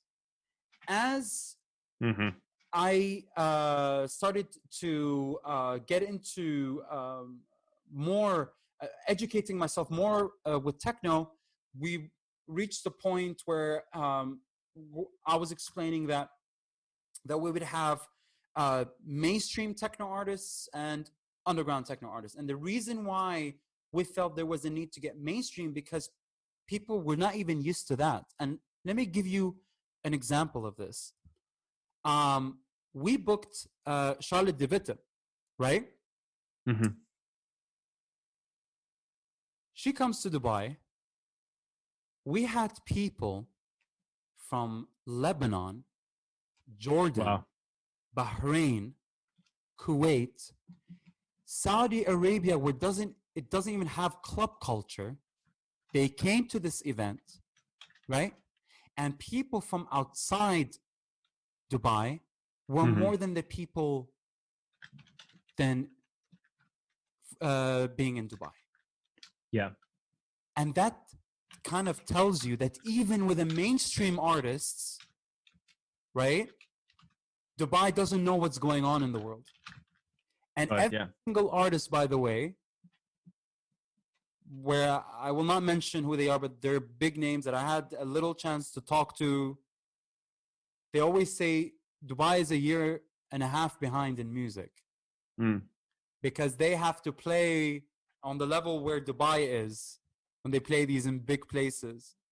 So, and then when Charlotte played, great, okay. And then a year later, people message us, hey, can you please book Charlotte again? Fuck were you? Oh, yes, you're too busy listening to the same artist that gets booked every 6 months. Great. You know? Yeah. So that's a little bit of a story of Decibel DXB, but yeah, we just wanted something a little bit more harder. We just wanted something different. We were successful with it for 3 years. Obviously, we had our ups and downs because there were so many nights happening on a weekend in Dubai. It's a small city, and it's always been a little bit more challenging, but it was actually the first platform that allowed me to play something that was not drum and bass, and not metal. And in case people want to know, my first DJ gig, I was playing death metal as Dr. Gore, and Wow. yeah, and then I started playing drum and bass as Militan, which is militant in Turkish, and then I just went back to my full name for techno. You know, I didn't see a creative name for that. Going back to the going back to the basics. You know, Simple. Yeah. so And then that's yeah. yeah, okay. And so that's about TXP. And then fast forward to Rave Affair festival, right? Yes. And So Rave Fair is, is a festival that happens annually. We announced it in Amsterdam Dance Event. We introduced it, and we're working on creating a platform where it does not just have a national attraction, but a regional and an international attraction. Mhm. And at the same time, it would be, I'll put it in perspective. So one thing that I love on the opportunity of creating a festival in this manner is, there's been that topic how festivals are, are kind of like putting clubs out of business. You know what I'm saying? But because I'm in a unique place in Dubai, the clubs that I care about will not be a conflict with the festival itself. Do you see what I'm saying? So on that level, I'm not worried, right? We don't have a Right. club culture, so I'm not worried about that. But what the drive of this festival is that I want people to come to it I'm saying this in a very simplistic way. So from a national level, when people go there, one thing I loved was that when I saw a band on stage, I'll be like, I want to be like that guy. That little childhood in you of just that little spark of inspiration. And I felt like at the same time, I have to speak of that reality because when you have a grand stage and then you would have these young people look at that and they say, I want to be there. So they start learning to produce music and they start to learn to DJ. And then you start creating these creatives, you start developing these creatives. You're showing them a space. You're allowing them to have the imagination of success in that manner, right? But here's another thing, that as a person grows older, their taste in music gets also sophisticated. So it's very natural for me to say that at a young age, perhaps they see, a commercial techno artist and they want to do the same thing. But as they grow older, they start, breaking boundaries and they want to break, and they want to find their own sound and all that stuff. Right. So Yeah. it's this crazy internal long-term vision that I have from creating the space. But at the same time, very important. Yes. And at the same time, from another angle is to fight the right-wing media that keeps portraying the Middle East, right, in one narrative. Build a space where the world comes together in this region and to change that negative narrative on the Middle East. Yeah. Right? Yeah. So basically to tackle the problem of racism towards Arabs or the Middle East in general. So when the world comes in this part of the world, they're dancing with people, they're socializing with people, they're learning from them. And I want to create that space where every single year, just like everyone around the world goes to awakenings from all walks of life, I want the same story for the Middle East. And I believe it deserves that. Yeah, it does. And again, like it goes back to what we were talking about before, which is like the separation between humans is made up, is created, and is not a useful thing for anyone eventually.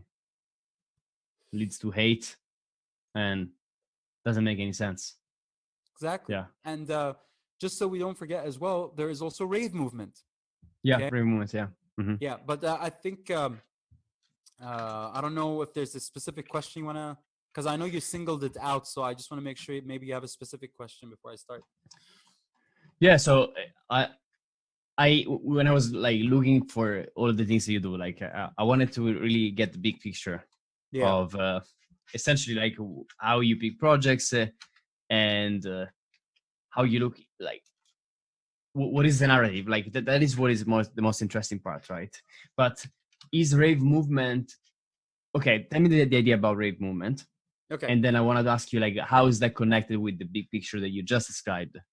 Okay. So rave movement, I am a supporter, and I was asked to be the resident DJ, and I became the resident DJ. All right. So rave movement is was found by a promoter named Marina Novkovic, if I'm pronouncing it right. Sorry if I'm Hmm. not, but her name is Marina, and uh, she wanted um, hard techno to be present in Dubai, uh, Wow. and it's always risky business because of how fast and how hard it is. Uh, uh, Yeah. so it was a rave movement.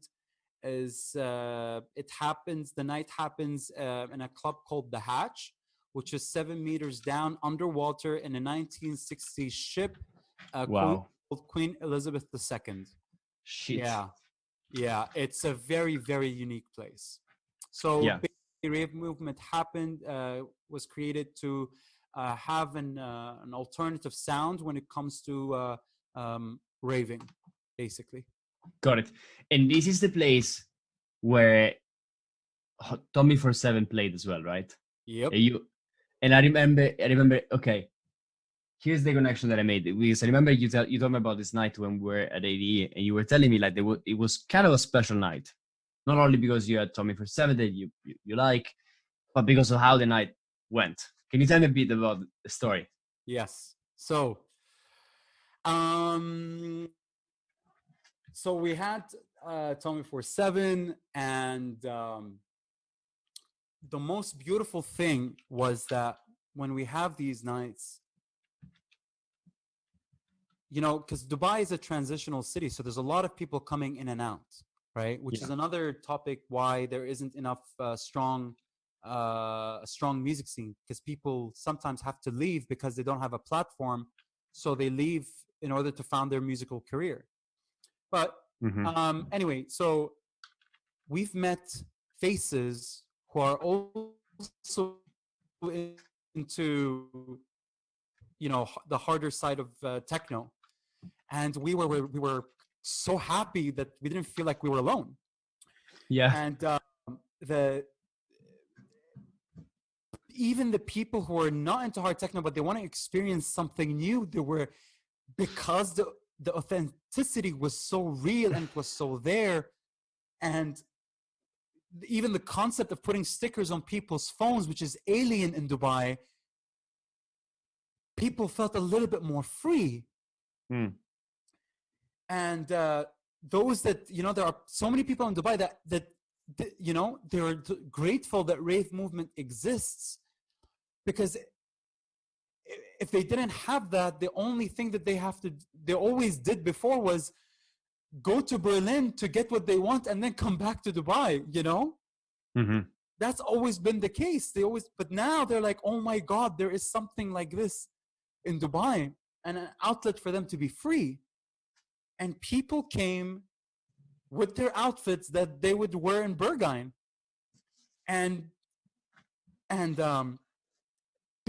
and there was a high level of excitement because Mm.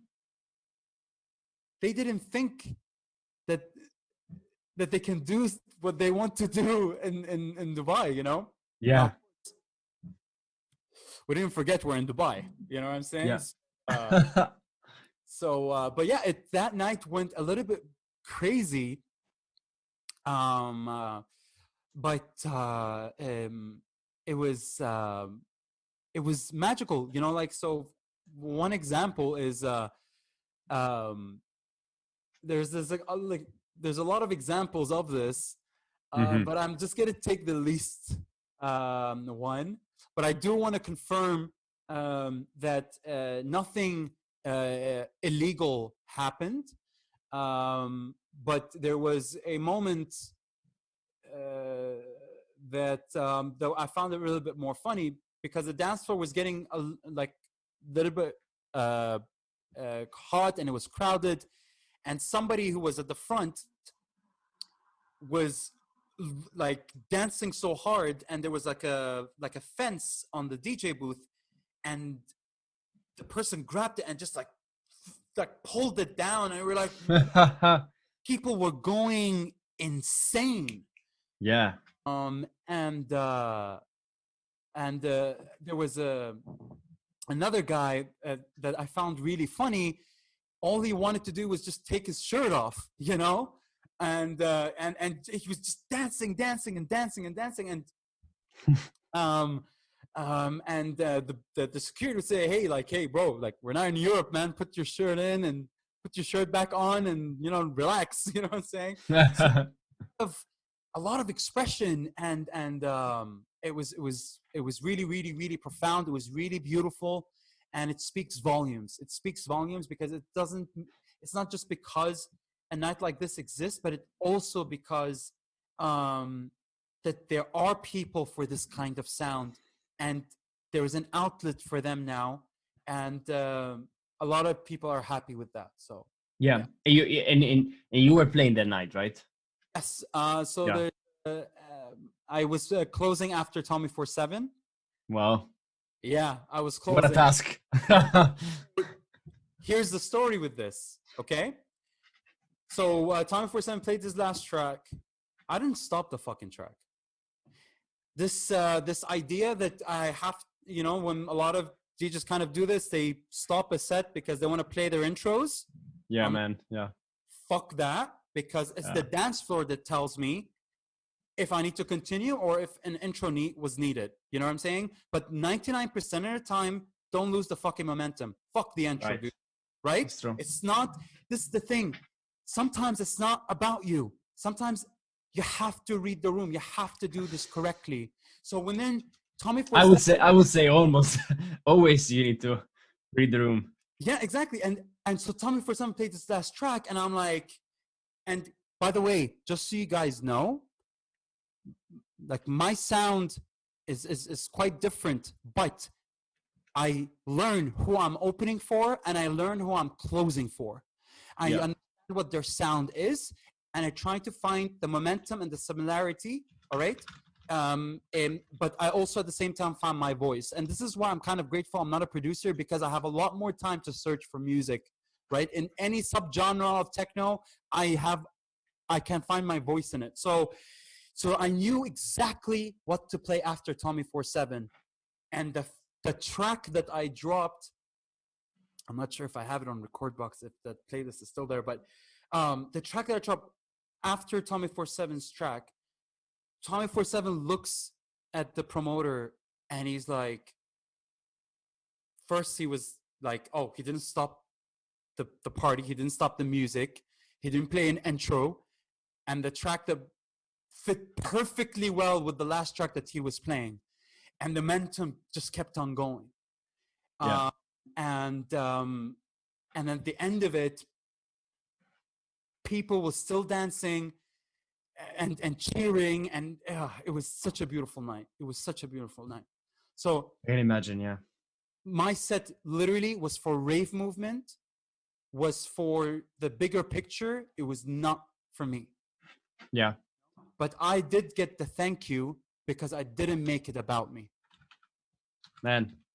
I got the support because I didn't make it about me. I got the love because I didn't make it about me. You know? So, yeah. Yeah. It makes me wish I were there. I closed for SNTS as well, and people were saying, how the hell you get to close after SNTS? And I did. And then he did. Yeah. And I did. And he was playing a live set, and I knew how he sounds, and I knew exactly what to play after him. And some people told me we didn't even realize that it stopped. Like he stopped playing live, right? But I knew how to use that silence to make it feel that there's a continuation, right? So Yeah. this is science on its own. And Of course. yeah, and again, I didn't make it about me, and then I got a lot of love and support for it. So yeah. Yeah, and yeah. I want to ask you, going toward the wrap up. I have the few last questions that I want to ask. One Yes. of them is about playing tracks that you normally don't play. So, what are your guilty pleasures in terms of music that you love, but maybe you feel like it's not the right moment to play it, but you would love to play it one day? Okay, so I'm gonna, as we're sitting here, I'm gonna visualize it. I'm gonna visualize this with you. I Go for hope it.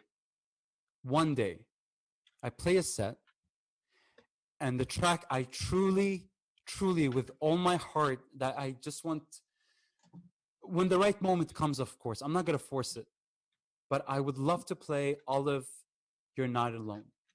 It's an old track from 1997. It has a breakbeat feel, and the lyrics, everything about that record is, I love it. I grew up with it. It's my Amazing. guilty pleasure, but it's also at the same time not my guilty pleasure, you know? But yeah, I love that tune so much. It means a lot to me. I have history with it, and one day when the moment is right, I will play it. And Yeah. yeah, yeah. Let me know when you do. Let's see what Ama- happens. Let's see what happens. Amazing. Yeah. And any new up and coming artist from Dubai that you would recommend? Um,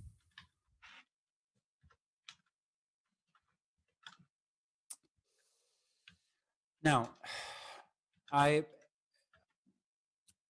I I can't say, because there isn't a producer. If we're talking about artists as like producer, Oh, DJ as well. sorry. Oh, DJs as well. Oh, um, so in terms of the kind of techno that I like, in terms of production, there isn't. Um, but in terms of actually, no, sorry, I since apologize. There's a guy named Tacit who does live sets, like all hardware. He just had the self-release on like 150 pieces, like vinyl that's sold exclusively at the Flip Side. It's not under a label. Flip Side is our record shop in Dubai. And yeah, he's definitely somebody to look out for. Yeah, amazing. In terms of DJing upcoming, I wouldn't say, Dubai, everybody knows everybody, so I wouldn't say that there is anyone upcoming. Yeah. You Okay. say that there's upcoming now, but I really do hope that there is, because just like how I support Analog Room, just like how I support Rave Movement, just like how I do so much support, I want to be in a position where I can support artists, of course, that goes in line with I believe in. I can't just support for the sake of support. I have to believe, and I have to be honest. I don't like to fake support someone for the sake of bureaucracy. I'd rather be Yeah. honest and say, look, this is not my thing, but please continue doing what you're doing, right? That makes sense. You know what I'm saying? This is very important. If you got to support something, make sure you believe in it. Not support it because you want to get something out of it, which is most of the case, and that's fucking shit. You know what I'm saying? So keep it real, man. I always keep it real in anything I do. And yeah, that's the way I see it. I love that. There's amazing, of course, just because there's no upcoming does not mean that we don't have amazing DJs. We have amazing DJs. But in terms of somebody that's a new face, I wouldn't say so. Yeah, got it. Yeah. And the last questions, I promise. What is your secret weapon? My secret weapon? Yeah. In terms of what? Track selection? No, not just music, in life. In Can be Yeah, can be your communication, your voice, your attitude, your positivity, your whatever you think is your secret weapon. This is going to be very controversial. My secret weapon is my heart and my mind. I mean, it's not controversial though. Well, Okay, but tell me more. let me elaborate why it's controversial. Because people hate hearing cliches, right? The moment you hear someone talk about their heart and their mind, they're like, Again. you know? But I think with today's discussion, people perhaps can feel that I am always speaking from my heart and from my mind. I demonstrated that for 2 hours, and it's living proof of how powerful these weapons are that we all have. You just need to learn how to use them. It's always the how. So Very true. yeah, that's these are my secret weapons. Very powerful. Yeah, They are very powerful. yeah. And yeah, they are. And then we have the last question is a new tradition of Home of Sound. We are asking every guest to tell us one question that we should be asking our next guest without knowing who they're gonna be. Okay. So what would you ask them? What would you want us to ask? For the next guest, right? Yeah. Okay. My question to the next guest is,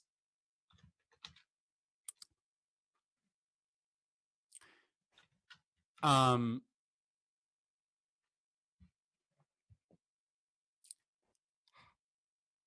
much money do you think is worth changing your integrity?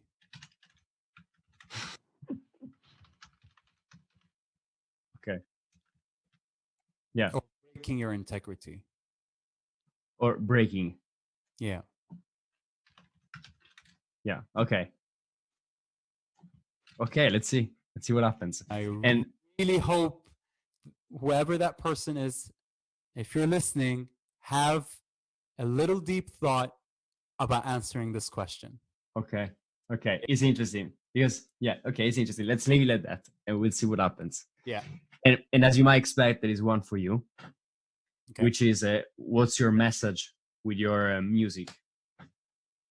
What's my message with my music? What? Yeah. Based on my track selection? Okay. Yeah. So, my message. So I love my style. If I love playing hypnotic stuff. Okay. I'd like to at least make the person who's listening feel like going through a warp experience, and then I would throw in a melodic track in order to give them a glimmer of hope. Then I go back to playing hypnotic stuff and take that hope away. So basically, my message with the music is that you being on the dance floor with me it's a nihilist experience. And that experience has its own beauty. And I want you to experience it like how I like to experience it as well. Wow. That's amazing. Because I'm an optimistic nihilist. So since I'm alive, I live with optimism, but I know at the end when I die, none of it fucking matters. But as long as I'm alive, I'm going to put positive energy 24/7. And I just think that if I want to experience nihilism, that's how I like to select my tracks. And that's the kind of experience I want. I want people to see the beauty of nihilism. That's it. And to feel. Yeah. That's great. And then when I play a melodic track, it's kind of a clusterfuck. It's just to give a glimmer of hope, but then I take it away. I take it away, and we're back to the and people get lost. Exactly. Yeah, that's what I love. Yeah. That's great. Thanks for sharing. Karam, this has been a great pleasure. Really, really good to catch up with you and to hear so much from you. Yeah, I'm so happy to talk to you. And you know, I also want to say, like, if there's anything that I said that perhaps I was incoherent or anything like that, that's one of my flaws. There's so many things I can talk about on so many degrees and levels that sometimes I might slip away because you know, everything is connected, and I'm trying to be concise as much as possible. And I hope I did my best. And if there's any questions, or anybody who's listening wants to get a little bit deeper, I'm more than happy to contribute even more to make sure that I'm clear and transparent to best. Absolutely. And what are some of your next upcoming projects, and where can people connect with you or find you? All right, so my focus project right now is when it comes to Rave Fair Festival, which hopefully will be launching next year. And right now, at the same time, I'm really focused with work, and Rave Fair is part of my work as a business. And other than that, so people don't know this, I actually graduated as a sound engineer, and but I don't like to use that title because I haven't been practicing it. I forgot everything. And I decided to, and years ago, I bought Ableton 8, but I never, you know, continued on that path. But I'm back to it, and I just feel that um, I just want to find my creative position in creating music, and I'm learning. I'm taking my time with it. I'm not in a hurry. So hopefully, maybe in the future, I have something to present that's honest and real as much as possible in terms of production. But other than that, yeah, that's basically it. Yeah, I mean, you have a lot on your plate already. Yeah, And yeah. I'm not describing it, but I have a lot on my plate. Yeah. you do. And where should people or can people connect with you? All right. So Instagram. yeah, so you can find me on Instagram. You can find me on SoundCloud. You can find me on my Facebook page, and you can also add me on my personal Facebook page. If you want to get a daily dose of positive messages every morning, please add me, and I'll promise to make you smile. Nice. Thank you so much. Yeah. Yeah. Thank you for being with us. This has been a great chat. Thank you. Cheers, man. Thank you so much for having me. Thank you. Um, this is the end of the official recording. Thank you, man. It's been a great pleasure. Whew. Awesome. Awesome. Yeah, It will be an hour, but it was we well natural. with it. Yeah. Yeah, exactly. I mean, I didn't want to try to stop it because, we're in the flow.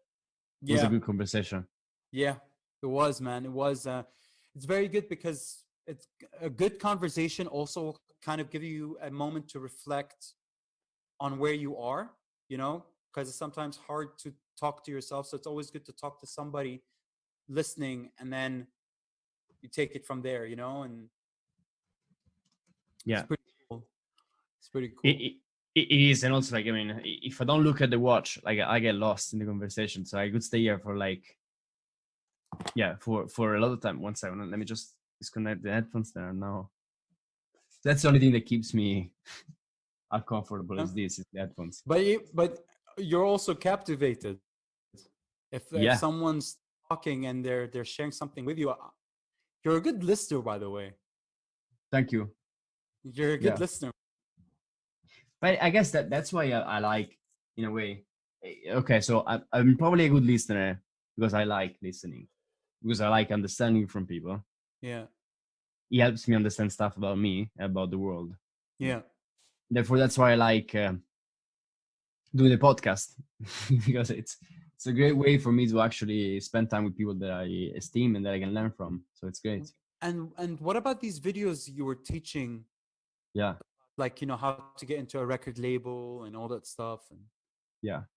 So I did it for a while, and then so I started. I mean, before that, I run a weekly blog where I was sharing thoughts about life and things that I've faced in my life. And then at some point, it was taking a lot of work or a mind share, and then I decided, okay, I'll turn into videos.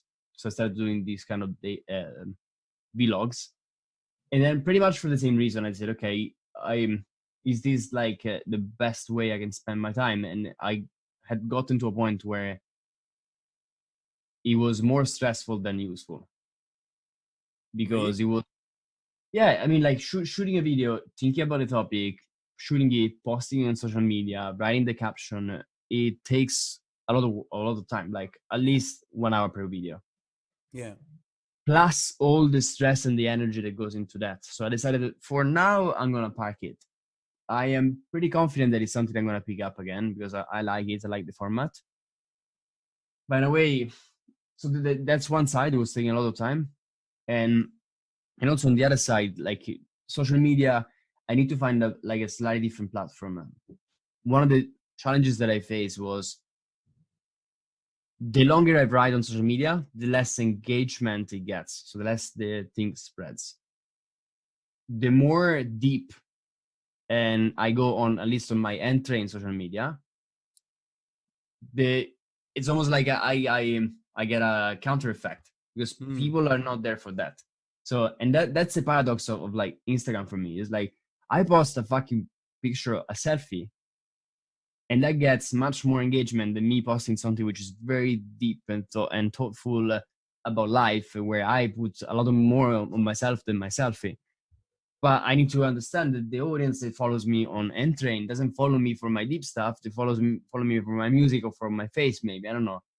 So it's I probably need to find like another format, maybe a blog where I post longer form stuff for Honest? people who want to hear.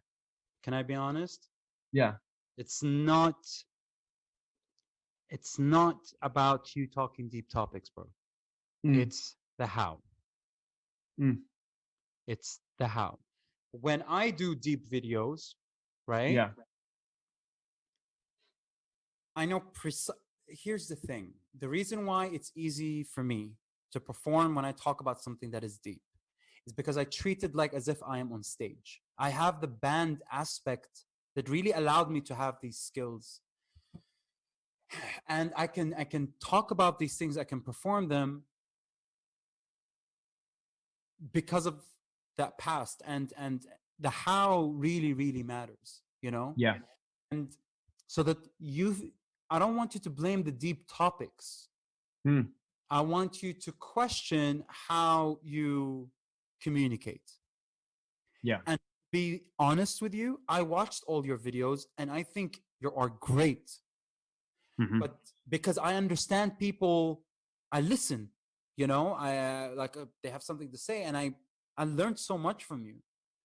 But I Mm, think with other people that they don't engage a lot of times in deep conversations, there's a certain trigger for that, and a certain skill to have a wider audience.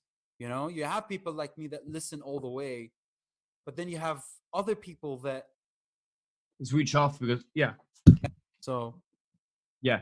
And what do you think is the thing that is missing? So if you were as an observer, what would you think is missing in the communication, in I the will how? I will tell you exactly what it is. First and foremost, video content is king. Okay? Blogging, it has its purpose, but it doesn't have a powerful significance as it does now. So it's videos for sure. What I think is missing is your location, Mm, is your ambience, your we have to understand the platforms that we are in. Instagram is a platform for branding in terms of speaking about the brand from a visual perspective, right. right?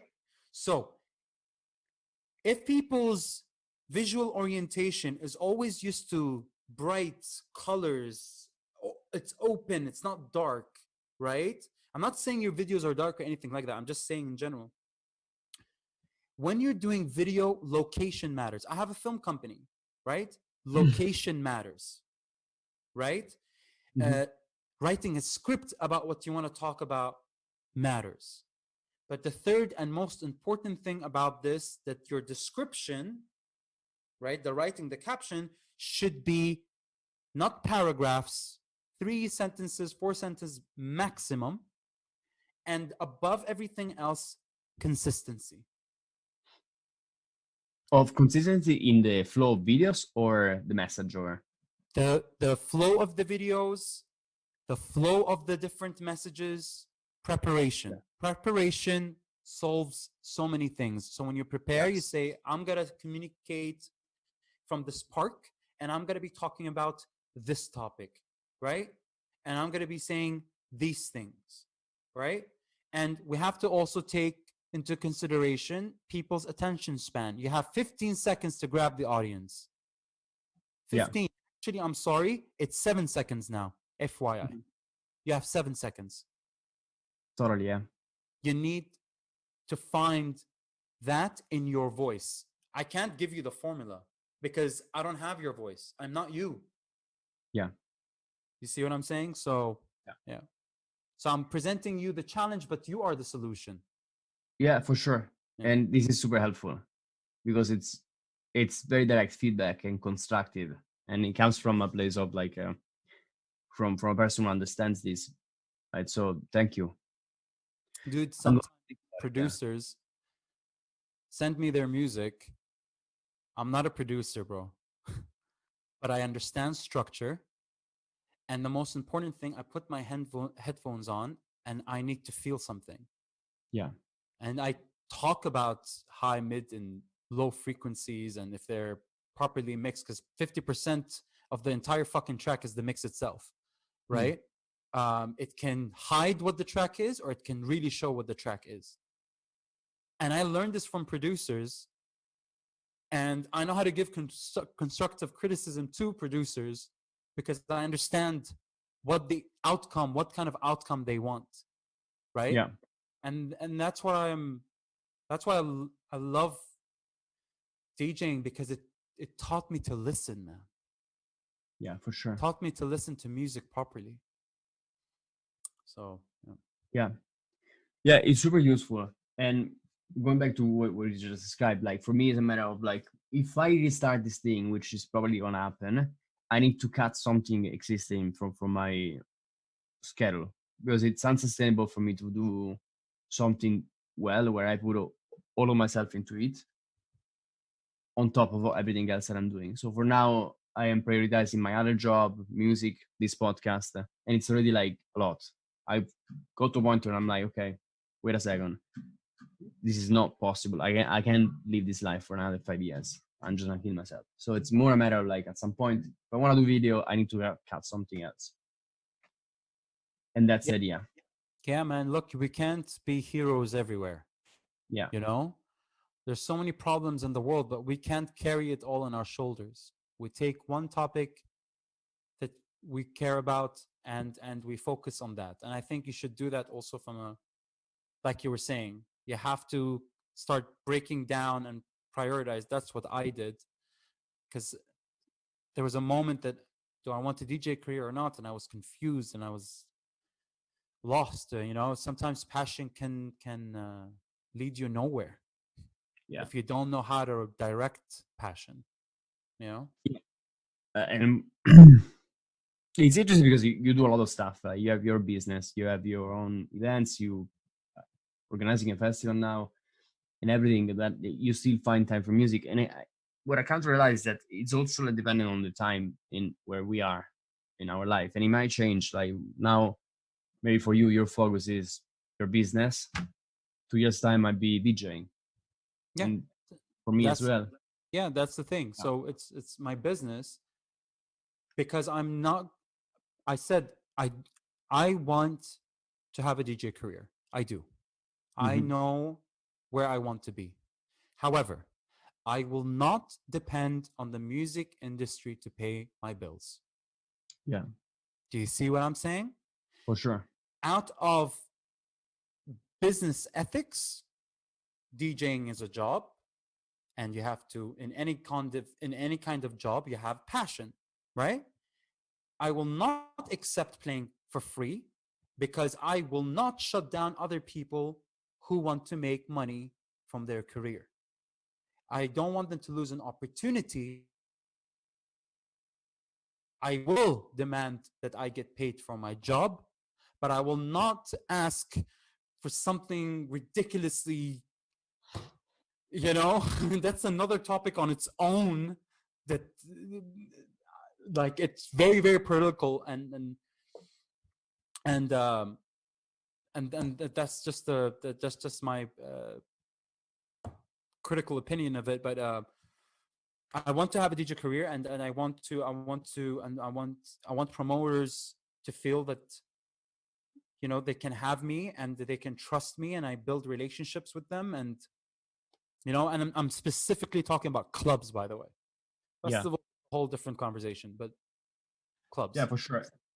For sure. But this is also like it allows you to have freedom of choosing to put out the music the music, not releasing, but like putting out the music, representing the music that you feel more close to. You Yeah, don't need to when it comes to, I told this to Alessandro, so when it comes to music, what I'm working on, what I'm trying to work on, is that when I'm an old school guy, so I come from the band mentality, so it's like release an album and tour, right? Yeah. I don't do this singles stuff, right? And I know the business, the benefits, the business benefit of it. I understand it completely, always being visible, but I think people forgot that you can always be visible talking about your fucking album. You know what I'm saying? I feel like when they post again, that's it, done.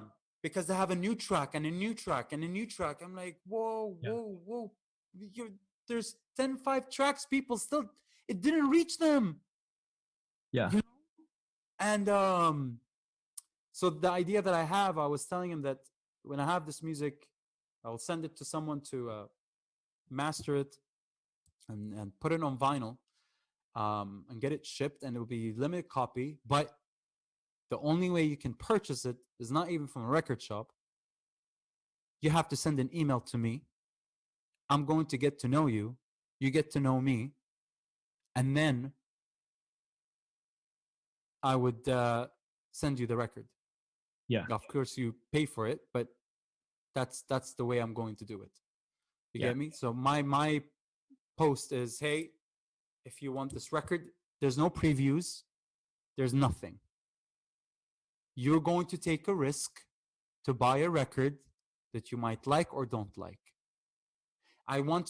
Why? Because I want people to remember the experience of trying something they don't know. Yeah. You see the bigger message behind it? Yeah, it makes sense. Yeah. Makes sense. If you manage to articulate that well, and I guess, it's also a component of trust. Like if your audience trusts you already, then you got a chance of getting someone to say, okay, I'll do it. Yeah. Exactly. So I'm not looking, as I am learning, and I'm the more I'm doing it, the more I'm realizing that I kind of don't want to make music for clubs. I think it's purely home listening. So truly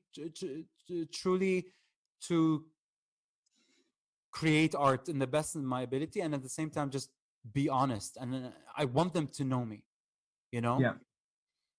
And again, I don't depend on a label or the music industry doing it exactly the way I want to do it. Of course, I'm gonna send like to you and other artists and people that I know personally, and send it to them. I'll send it to you as a gift and stuff like that, but yeah, I want that experience. I want that exchange between person who's interested, they don't know how it, and we have a conversation on email, and I send it to them, and they can reply and say, I fucking hate it, and they can, or they say they love it, but both of them are correct. Yeah. They don't like it, that means I provoked you. You like it, that means I provoked you. So it's very interesting, and it makes me think about silence is what I don't like. Well, indifference, or in that sense. No opinion, no feedback, nothing That's why all these mainstream commercial artists, I stopped saying their name. If I truly am part of underground culture, stop talking about them, stop saying their name. The more hate that you do, the more PR you're giving them. And the more creative you are in your hate Yeah. and in your discrimination and in your problems with them, Yeah, the for more sure. you make them look amazing. For sure, for sure. So Also, yeah. silence, what happens? There's no more added value. You know? Yeah. So yeah, when is the album or when is the album coming out? No date, bro. I am baby steps. I'm learning Ableton again. I'm opening my old books. Yeah. I'm learning everything again. Even though I graduated with high honors, I graduated top of my class second because the first guy built a fucking sound system and he spent so much money. So obviously the school like put him first. But for me, I did a really powerful creative project, but the story matters. So what I did was I got beatboxers and I made them and I recorded and I got these samples and I asked a friend of mine who's a producer to use these samples and make tracks out of it. He made the tracks and I had to give a presentation what the project was about and the why. So let me tell you the why. What is the first musical instrument? Our voice. Correct. So human beings, when they were doing um, different sounds Sounds. of language, Yeah. they were mimicking sounds of nature. All right? Yeah. They were whistling, they were doing whatever they hear in nature, they would replicate that with their mouth. And just that is precisely what beatboxers do. Yeah. They would hear a kick drum and they replicate the chicken drum. And then beatboxers have their own phonetic language, how to pronounce Yeah. words. Yeah. So, for example, the word dog, they use part of the word dog for a kick. Example. So, Right. my theory was that because in the fifth millennium, human beings were mimicking the sounds, so we can all mimic sounds. Therefore, we're all musicians. Everyone is a musician. What you do with that is up to you if you want to develop or not. If you can even whistle, you can be a musician. Why? Because music is an emotional product. And that's Right. why the music industry is so tense, because we deal with an emotional product all the time. We're so emotionally driven. It's true. And that's why we have a hard time collecting with our minds, you know? And that's why communication is not the best, because we let our emotions take over all the time. It's less perfect than the emotions themselves. Yeah. Right?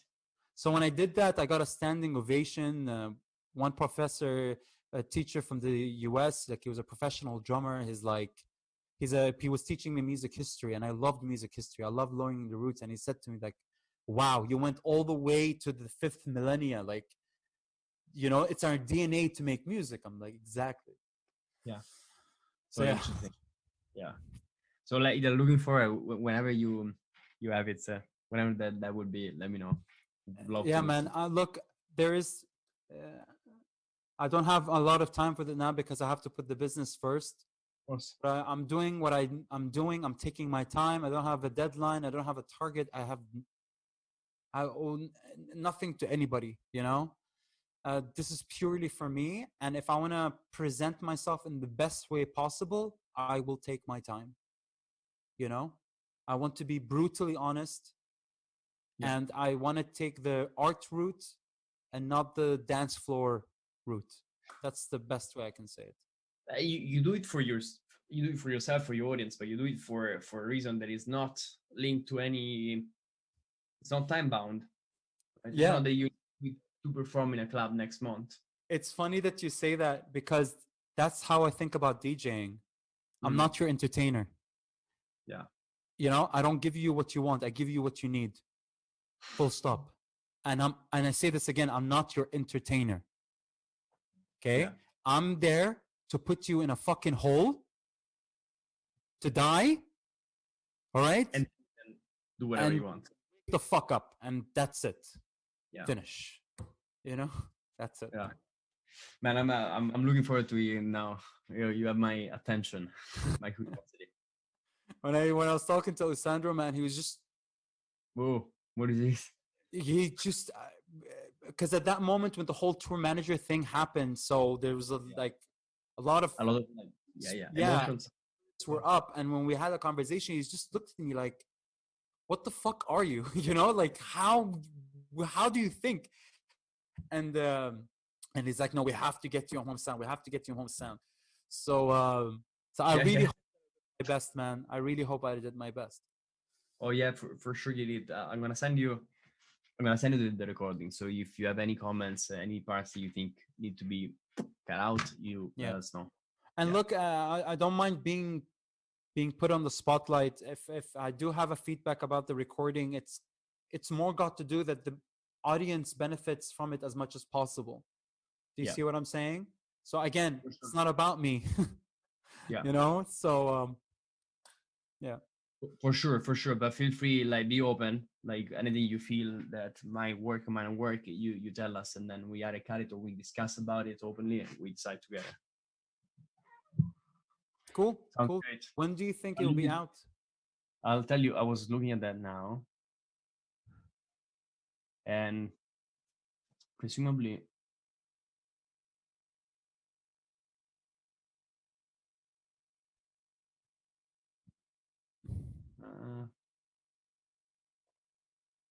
Probably gonna be out like either 25th of June or 2nd of July, something like that.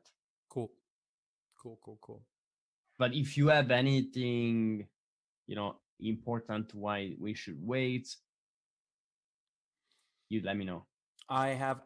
There's nothing, the schedule is clear. There's nothing so far. If anything comes up, I'll let you know, because it's always best not to have clashes, you know?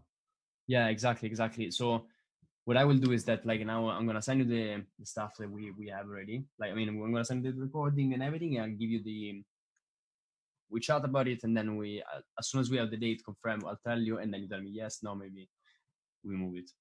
Okay. By the way, who's your next guest? Who's the next guest that is gonna get the question, or the next guest that is going to be published? Yeah, the next guest who's gonna take on my question. It is probably going to be Poli and Lorenzo Ragazzini from.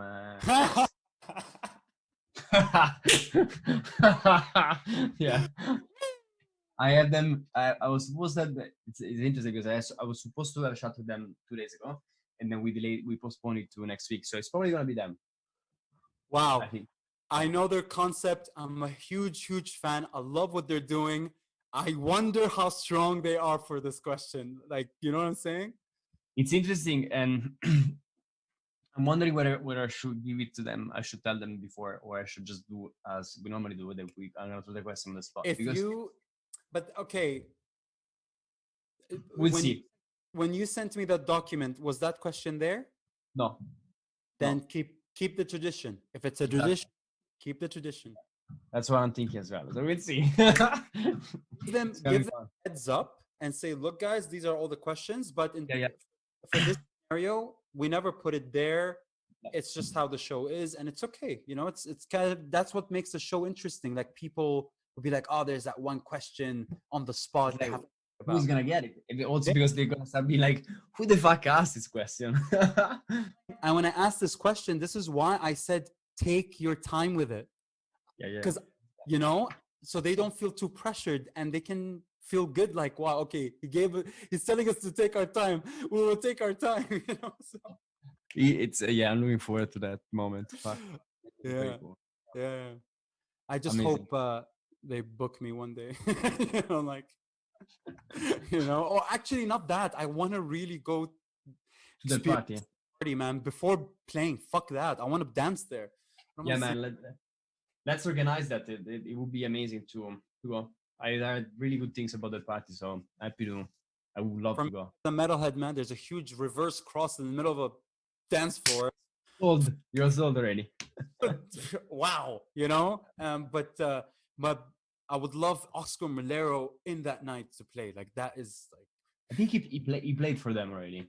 he Oscar has, Molero. he has, he has, he Yeah, has. makes sense in Spain. Yeah. And I'm gonna shoot off. I have a call for the other work in 20 minutes. I'm gonna have to prepare a bit. It's been a great pleasure to. Time flies when we speak, so Yeah. it's been. Thank you for the feedback as well. Really appreciate it. Of course, man. Definitely. Of course. Of course. If anything you want to talk about, man, if you want like a deep answer, Yeah. Oh, you know. Yeah. Likewise. So yeah, of course I know. Enjoy your day, and yeah, we'll speak All soon. day, man. Take care. Thanks, man. See you. Bye. Bye bye.